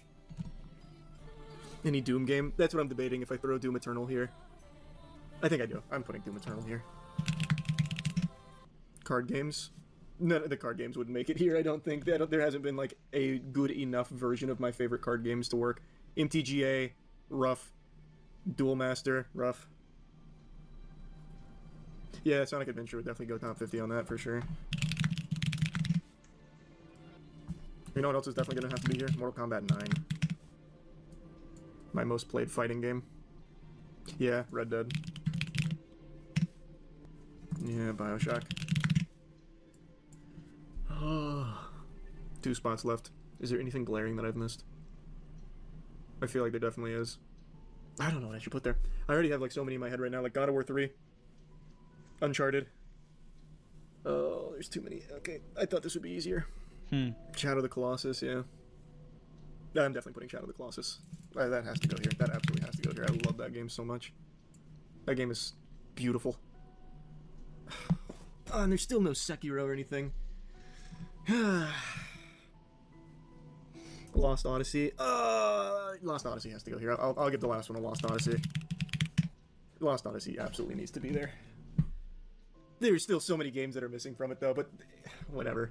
I kind of just, like, mag dumped going through here, thinking I had a lot more room and a lot more space than I did. But whatever. Fuck it. Might as well go top 100. No, then it truly loses. Then we get literally every game ever that I just really like a lot. This one feels like there was still a fight even in the tail end of the 25. No Neo. No, I love Neo, but I guess not. Oh, I don't even have Red Faction Gorilla on here. Holy shit, what a disaster. Truly, what a disaster. Oh, I didn't even get my Red Faction Gorilla on. No, Nier's crazy. Brother, Nier's right here. Interesting, you only had 2 FromSoft games here. That's the thing. Like, I absolutely like Sekiro in Dark Souls 1 more than a lot of the games I started putting in the top 50, but my mind was wandering to places other than that. Mm-hmm. That's the thing. The list started losing a lot of meaning there. We started to really fall off the wagon. The Space Marine one. Nah, if I was going to put a Space Marine game on there, it'd be Space Marine 2. It Takes Two is missing as well. Oh, Jesus, yeah. That's another one. A lot harder than you thought it would be. Yeah. In my defense, though, the main thing I ever really mention is my top 4. This, I am so confident in. I also don't know if this will ever change. I don't know if it can change. These games are just so locked into me. They all just mean so much, and nostalgia is an incredible factor in that. I don't think there's anything that could beat these 4 for my lists. Everything after that, it's all cattywampus. It goes tits up. I don't know how to organize into that. It then just becomes games from a ton of different genres that I really like some of my favorites. Yakuza games, pretty nostalgic. I wouldn't say they're nostalgic for me. I actually never really got deep into a Yakuza game until a couple years ago. If you want a nostalgic game like that not enough people talk about, Stranglehold. I was really debating throwing Stranglehold in there towards the end, but it just wouldn't feel right going over some of the others I started tossing in. Army of Two was so good. The first Army of Two was great. Agreed. Wow. That was epic. I have like so many more games than just 50. Hmm. You know what? I should start like this Pokemon journey, right? Like from the first game till the latest, like Scarlet and Violet is the latest. Yeah, I think so. Yeah, but I think that would be a great, idea. Probably it'll go on my whiteboard. But yeah, I mean that was great video. Let me know what I need to do from these streams because chess is just I'm just I'm not that interested in chess as much as I'm interested in other games. I would rather play StarCraft 2. Hot take, StarCraft 2 for me is much better for the brain than chess. So yeah, I mean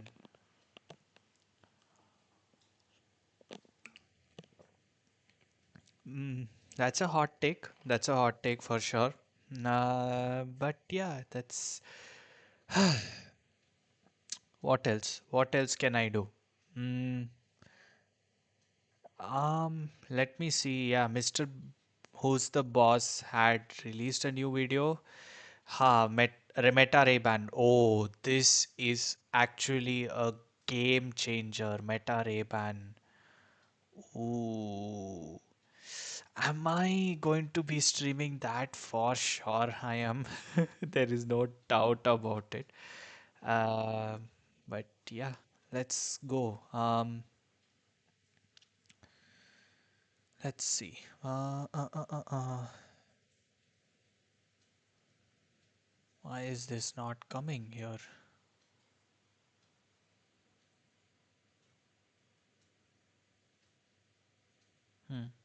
Cool. Okay, let's watch this. And I think this is the future.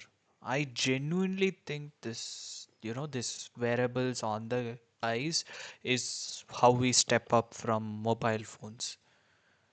Right? We are going to be wearing a lot of things on our hands. Our hands are going to be covered in bands. That is for sure.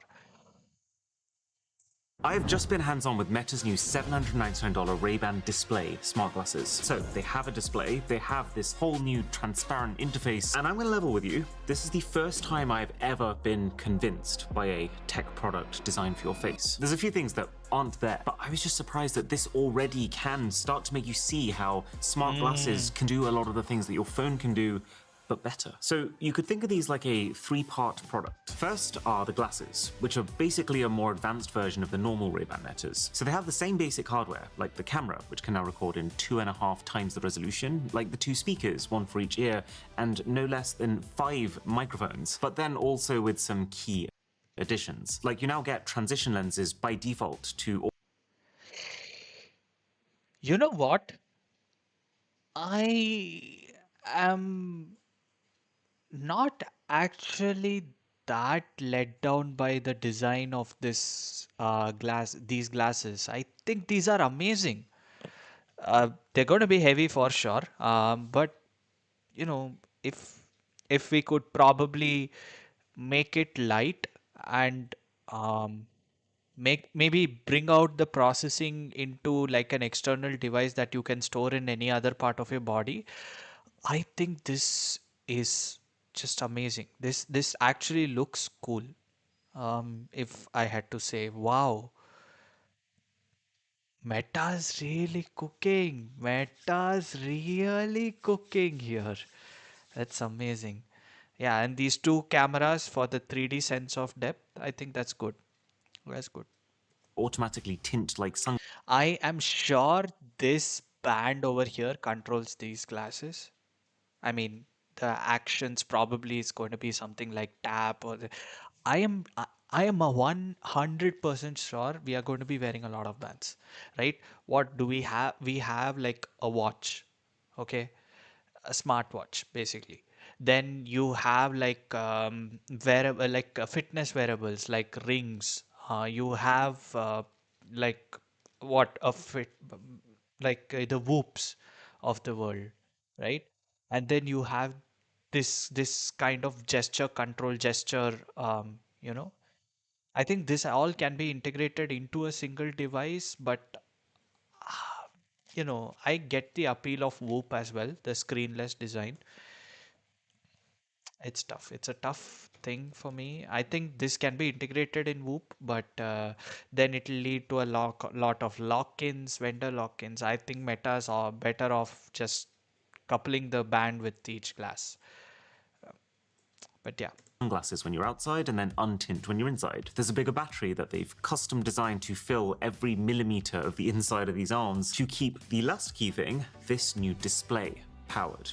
So, this display, it's like a projected image that you see slightly to the side of your right eye. It was impossible to record, so I'm trying to recreate this for you, but it looks like this. And I want to make a very important distinction. This is not augmented reality. This display is not tracked to your surroundings. It's just meant to be this small, glanceable window in like a fixed position. And there's a few things that I found immediately surprising about these display glasses. One, the storage case is absolutely sick. It feels super premium and can convert itself between glasses storage mode and then flat pack, so you can fit it into a pocket. Two that's is how nice. insanely bright this inner display is. It's brighter than any smartphone screen I've used. Three is how, because the display is achieved by using a sort of indirect projection, it means that even at full brightness, no one else can see what you're seeing. Like, my screen is on right now, and you cannot tell, which I just think is wild. That's like the main red flag with having tech that's transparent Correct. already being fixed in like the Gen 1 product. Then 4 is Correct. how damn comfortable the thing is, considering all the tech that's going on inside. It is a little chunkier than a normal pair of Ray-Ban Metas. You can tell the difference, but at the same time, this is no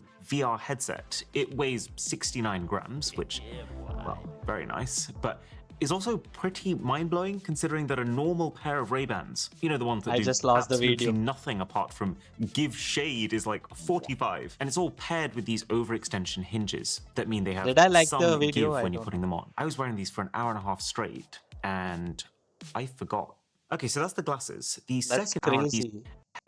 transparent. I just think it's That's actually wild. crazy. That's Okay, it's actually light. I think it's ready. I think it's just ready.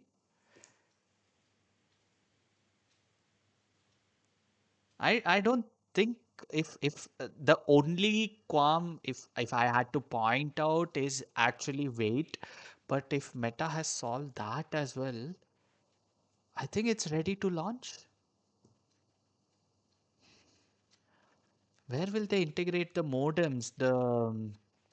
I think it'll be yeah. Yeah, I mean, everything else will probably be on your wrist. I'm so excited about this future. I would pick this over smartphones any day. I think the initial selling point should be like this is only for like work, and it should be super niche for super niche audience, and be like social media will not be there and stuff. But it's meta at the end of the day.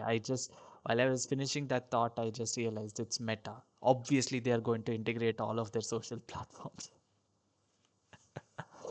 Oh my God, the blaring ads. Ah, I don't want to see that kind of a future, but I think it's inevitable. Whether we like it or not, that's our future.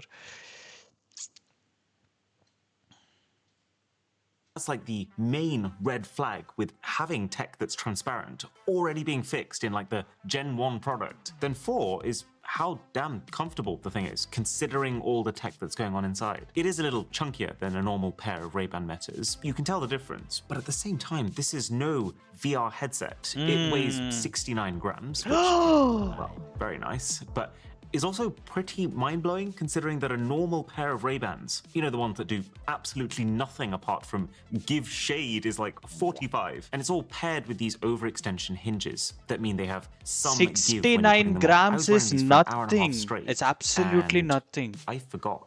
Okay, so that's the Yeah. glasses. The second part to this product is how you control those glasses. Now, you can still use the touchpad on the arms, and there is still a capture button to quickly take photos and videos, just like on the normal Ray-Ban Metas. But it's this new neural band that's designed to be the primary controller for the display glasses. And it's really freaking good. So you wear it on your wrist. It's kind of like a watch. It's comfy, it's light, but it's not a watch. It's actually measuring the electrical impulses from the muscles in your wrist so that you can use hand gestures to control the thing. I guess they kind of had to create something like this because no one's going to want to carry around a controller for an everyday use kind of product. The thing I was just so surprised by when using this is both how mindless those gestures started to feel about an hour in. I'd say once I got used to it, it was 97% of the time doing exactly what I wanted it to without me even really needing to think about it. But equally, how in the entire time I was wearing the thing, I hadn't once accidentally triggered something I didn't want to. Those are two very difficult things to try and achieve at the same time. Because if you think about it, the more natural that you make something feel,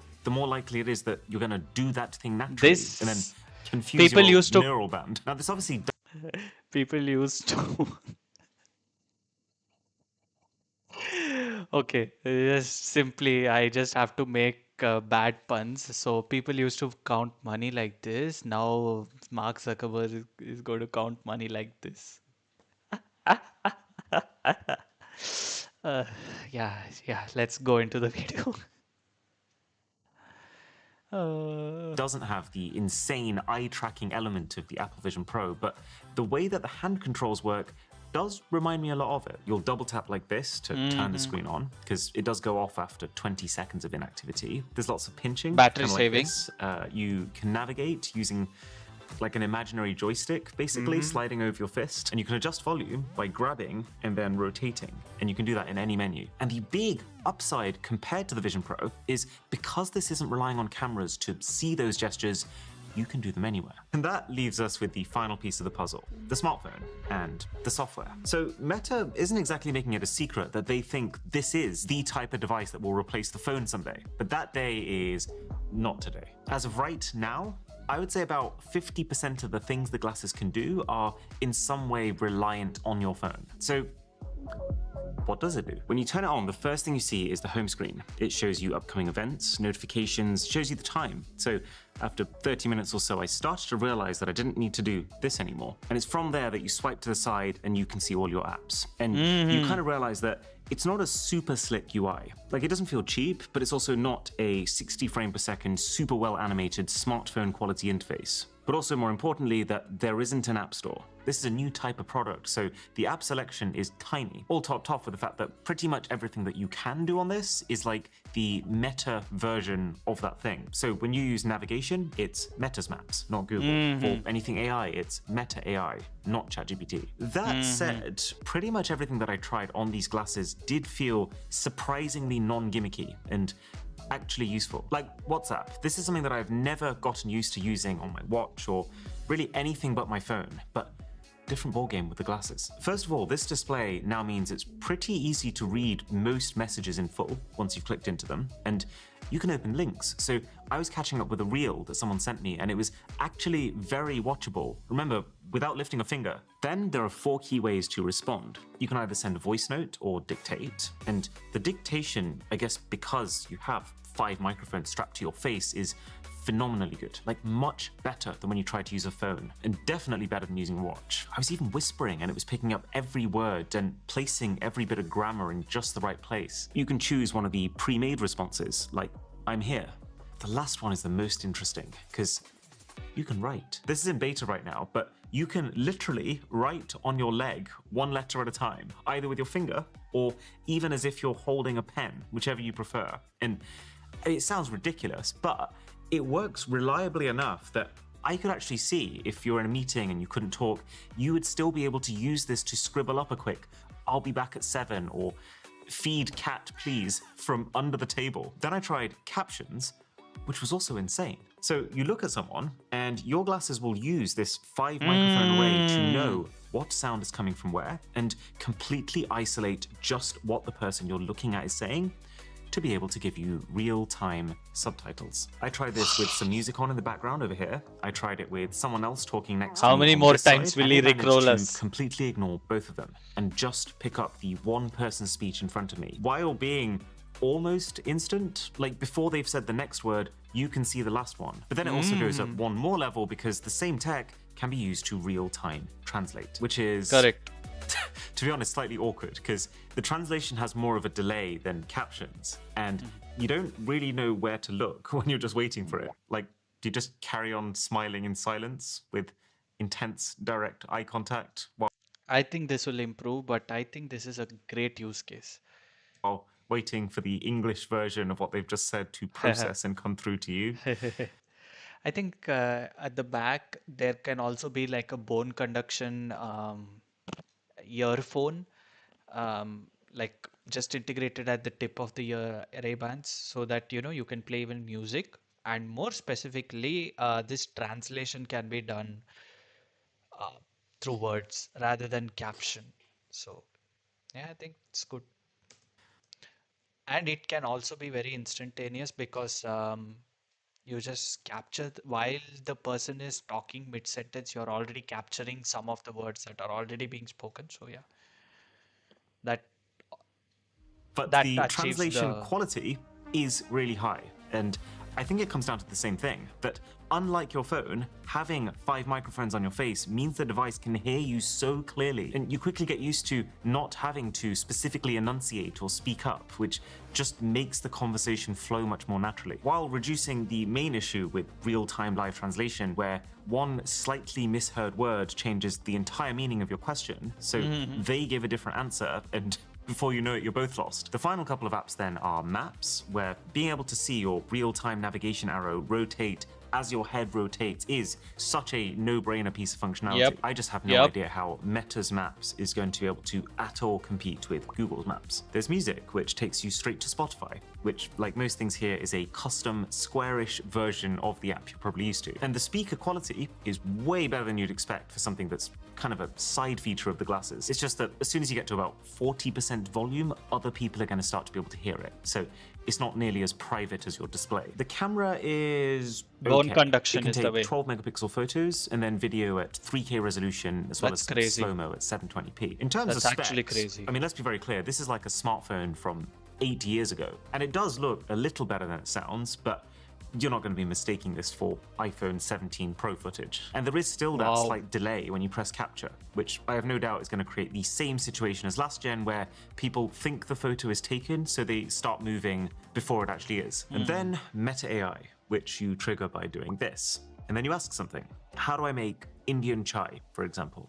And I wouldn't say there's anything mind-blowing about the AI intelligence itself, but it's having that recipe loaded up in your peripheral vision. It's being able to ask follow-up questions and even navigate the whole user interface, even if you're washing your hands at the same time. That's where you start to notice the unique possibilities of a smart device that is always there versus a smart device that's sometimes there. Plus, it makes you think of what other things could be done here. Like, imagine it could start using this camera in real time to remember things. So instead of you having to tell your glasses where you've put your keys so you can ask it again later, it would just know where you've put your keys. I can't quite believe how close we are to that reality. All of which to say, I don't actually think that this particular product is going to be worth buying for most people. I mean, it's $800. I think really the Ray-Ban displays are just Meta trying to get something out into the market before Apple makes a more affordable vision product. To start normalizing the idea of smart glasses, but also to make Meta the company that you associate with them. And I think now this thing is out, it's going to get a lot better very quickly. Now, maybe you can tell from the amount of videos, but this might be the busiest few months of my entire life. We just had the Apple event in California.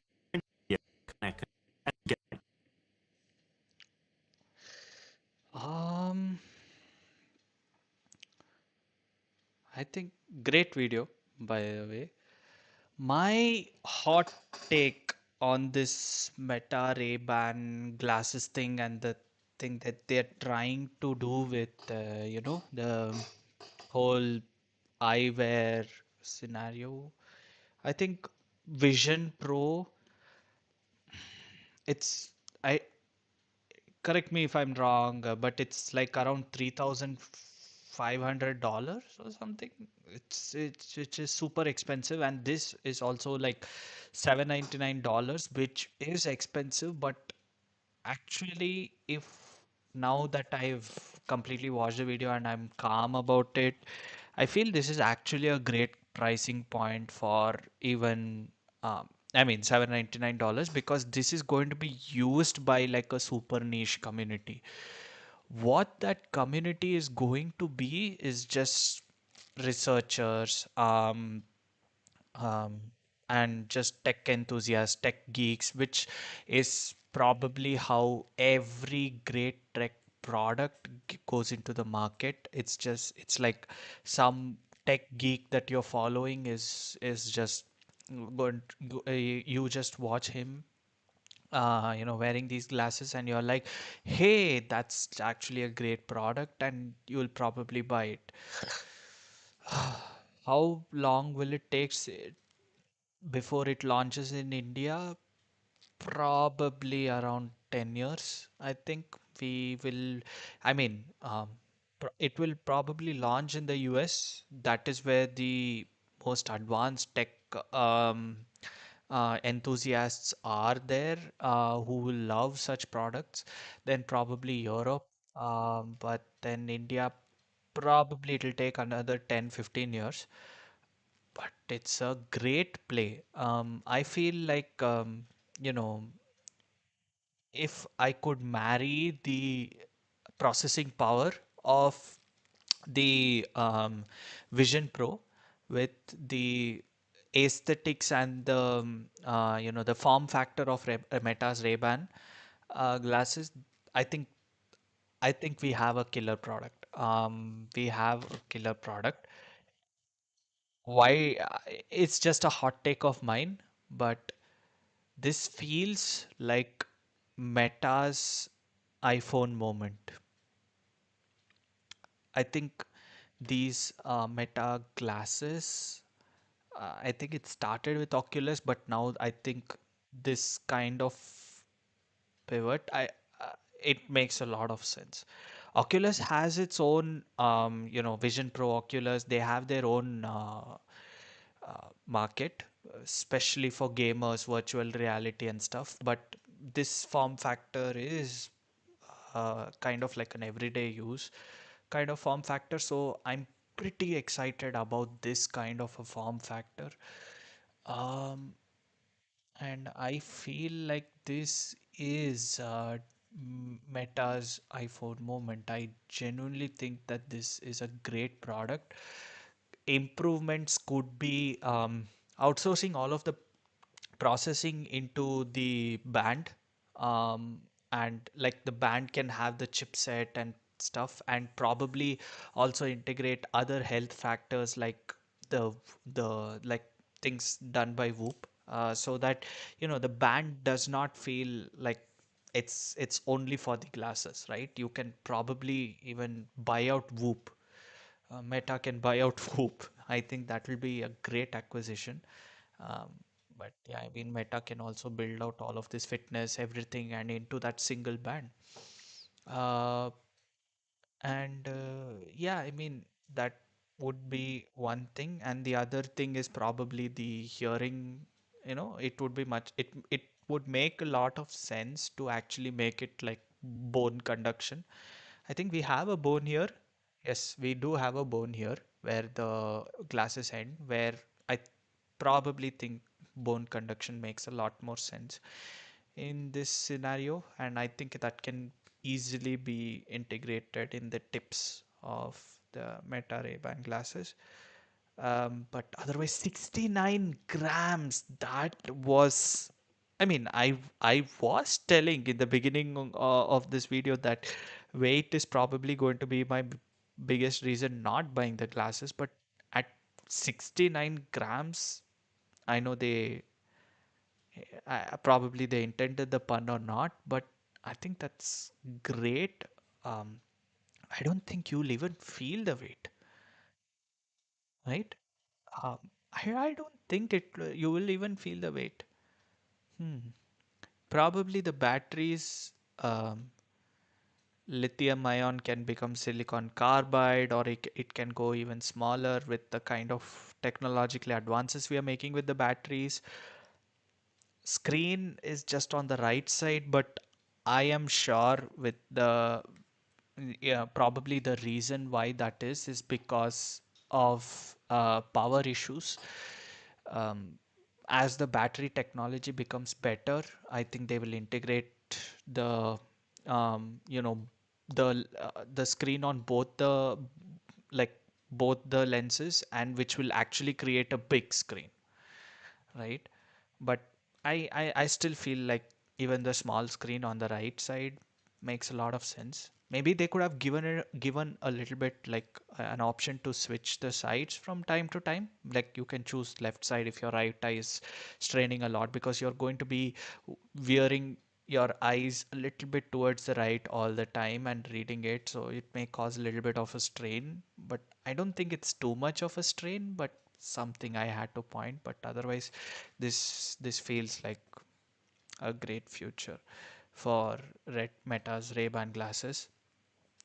Prices, I think 799 is very competitive with the kind of iPhone prices and the smartphones wearing into the in I think this is a great entry price now that I think about it, for tech enthusiasts as well as for these you know non-tech enthusiasts.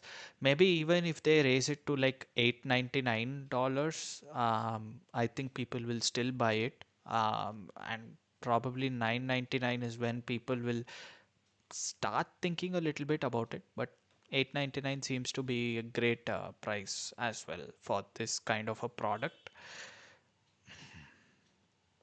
But I think this product needs a lot more work, especially if we can integrate this product with IoT, this product with, I mean, expanding the Meta App Store and also integrating it with Google services and Apple services. Rather than just boxing it in Meta services, I think this will make a lot more sense. Um, Meta could break the hegemony of, Google's like App Store and Apple's App Store. Like they are so draconian um, in the kind of revenues they're making. Like they're taking like 30-35 percentage of the revenues of gamers and app developers, which I think is not right. It should be something like 10-15%. So I think Meta can actually use the profits, the kind of giant war chest that they are having, to probably bring in a little bit more um, competition in the app store space. By the way, I just read a interesting fact that Indus App Store, like the app store built by like the PhonePe team, is crossed like 100 million downloads. Probably it's because it's all booted in all the low-end smartphones, but I think that's a great achievement.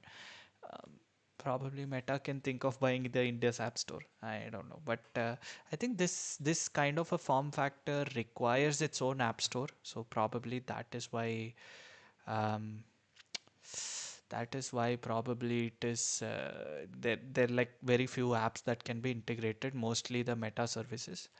But yeah, mm, it's a great distinction product. You start with wearing nothing, and then you start wearing these glasses for everyday use, and then there is the Oculus and the VR headsets for the extreme, like the gamers. It's a great, I think, step up. I wish more people actually make, I mean, more companies actually make such kind of innovations in products.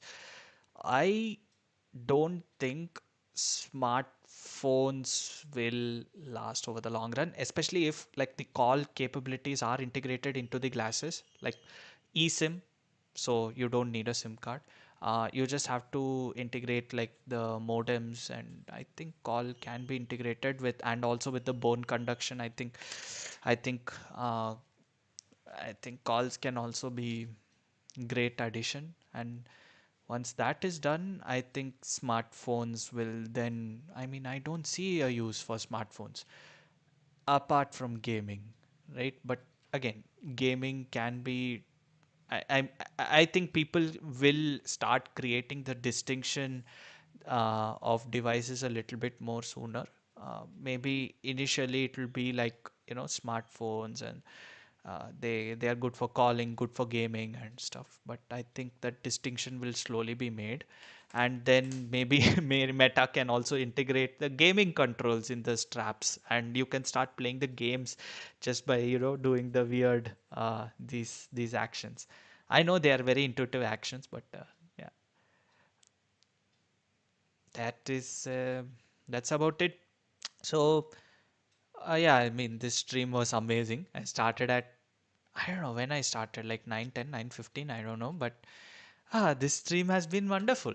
No live chats today, no Mohammed today, so in my live chat, but no worries. I got a gift in the beginning itself, like wow.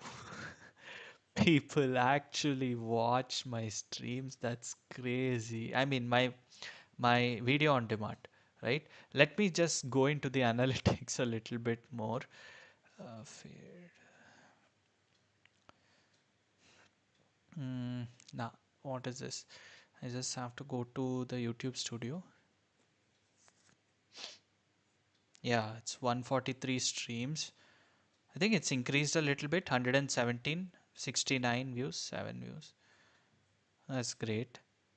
Oh, I have another subscriber. Wow. I started the stream on a high, and now I'm ending the stream on a high. That's great. That's amazing. That's so nice. Let's see my live statistics. Oh, three people actually viewed. That's great. That's amazing. I mean, one of those viewers were me, but let's see the kind of. Did I get a subscriber from this stream? I don't think you can see that analytics. Okay. Yeah, views 2, subscriber nil, but still. Yeah, see this. This is probably me watching the stream. Yeah, 9:25. 9. Oh, I started the stream a little bit early, like yeah, 9:20. Real time updating live. Cool. I'm I'm happy. I'm so happy. Look at this. 7 likes. Oh no, 7 comments. It was just me responding, right? Ha. Guwahati. Yo.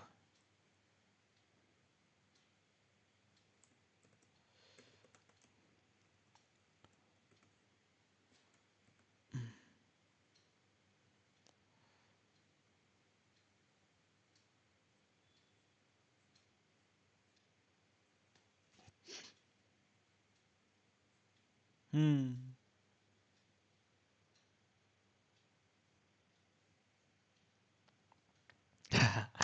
I'm so happy actually. Uh, yeah. Look at this. That one comment that the person made. What was it? No, he's basically said, just restrict your videos to under 30 minutes. But my long form content actually is making bread. It's making, it's good. I don't know how much analytics for this video is. Sorry for the coughs. Watch time in hours, 1.1 hours. And I gained a subscriber from this. It's actually crazy. I'm actually showing all of this. I don't care. So yeah, it's good, good, good. Wait, is this 32 minutes or 32 seconds?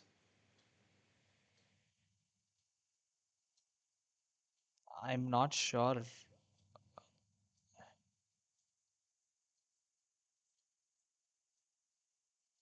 Hmm. Veritasium. Why Veritasium? Ah, that's crazy. Watch time 0.5 hours. Yeah. Good, good, good. Increase more. Cool. Okay, then. Um, Great stream. Great surprise in the beginning as well as in the end. It was amazing. Thank you so much for joining this stream and ending thoughts. Chess. I have to learn theory. Unfortunately, that's the harsh reality. I have to learn theory.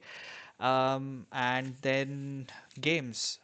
Yes, probably I'll be playing a lot of these games on stream. Um, I have to figure out if any of these are free, how if I can get them for free, and if so, then I have to figure out setup. I have to because I'm streaming on this shitty office laptop, like i3 processor laptop.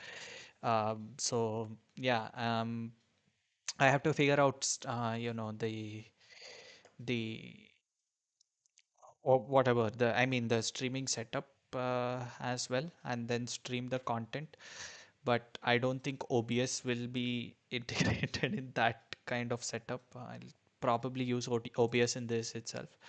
Apart from that, mm, games, yeah. I mean, I think Road to 1000 is good. It will make me fairly decent in chess, and I want to get fairly decent in chess before I move on from chess and maybe start streaming games full time, other games full time. I think chess is also great. Probably I'll start streaming a little bit of StarCraft 2, but I haven't played StarCraft 2 like for the past, I don't know, 7 8 years. I probably played StarCraft 2 in the beginning, like you know sorry, I mean, I was playing StarCraft, not StarCraft 2. StarCraft 2 I played, I think, 3 years ago, 4 years ago. But I was playing a little bit of StarCraft, little bit of StarCraft 2. I wasn't particularly good at it. But yeah, I was playing mostly the StarCraft 2. I still believe that StarCraft 2 is, the 1v1 in StarCraft 2 is much better than 1v1 in chess. Because it will help you be faster, it will help you be more intuitive. It's much more intuitive. I can actually stream another very, very intuitive game called Baduk. That actually makes a lot more sense. Maybe I'll look into that as well. Baduk, or chess. Baduk is not that popular in India, so I don't think I will. I mean, it's also called Go. I think that is much more. better and more intuitive than chess, because chess you have to learn a lot of theory, you have to learn like a lot of tactics, you have to remember a lot of stuff, which I don't think I want to do. I want to enjoy on the stream, not think about, okay, this is the move I can make if he makes this move, and I know by heart all of these 100 different moves. Let's see. Probably I will improve the stream, but do leave a comment on how this stream was. I finally set up the camera properly. I don't know if the angles are nice. Just let me know if the angles are great, what I can do to improve more. But otherwise, this stream has been wonderful. I'm improving my streaming every time I come. So, and did you see the new mic? So this mic is Boya lavalier microphone micro cravate, yeah, BYM1 whatever. Yeah, let me know the sound quality of this mic as well. I just integrated that mic. I'm not using the headset mic, by the way. It is from this, right? So yeah, that is also another integration. I split the audio and I bought new trinkets so that I can make the audio experience better and the video experience a little bit better. Uh, Next up is actually chat integration. Once I start getting live chats up, like proper live chats, I'll probably integrate chat as well into the streams. But yeah, for that I have to I have to figure out which is better, Stream Lab, Stream Elements. There's so many different things that I have to figure. So next stream is on Sunday. Today's Thursday. Yeah, so the next stream is on Sunday, and it's going to be an amazing stream because I'm going to be integrating the live chat feature, subscribe feature, and I maybe a little bit of background music. I'm just thinking a lot of things like what I can integrate, make the streams better, and probably I'll start multi-streaming as well very soon. Not maybe by Sunday, but I will start multi-streaming very soon on Twitch as well, so that I can bring in a little bit of Twitch audience into YouTube and then make them watch my videos on demand. So yeah, great, great. So that's it. I've not figured out an ending like I figured out the starting, but here goes. Thank you so much for joining. Namaste. This has been FlashCatch, and I'll see you in the next stream. Goodbye.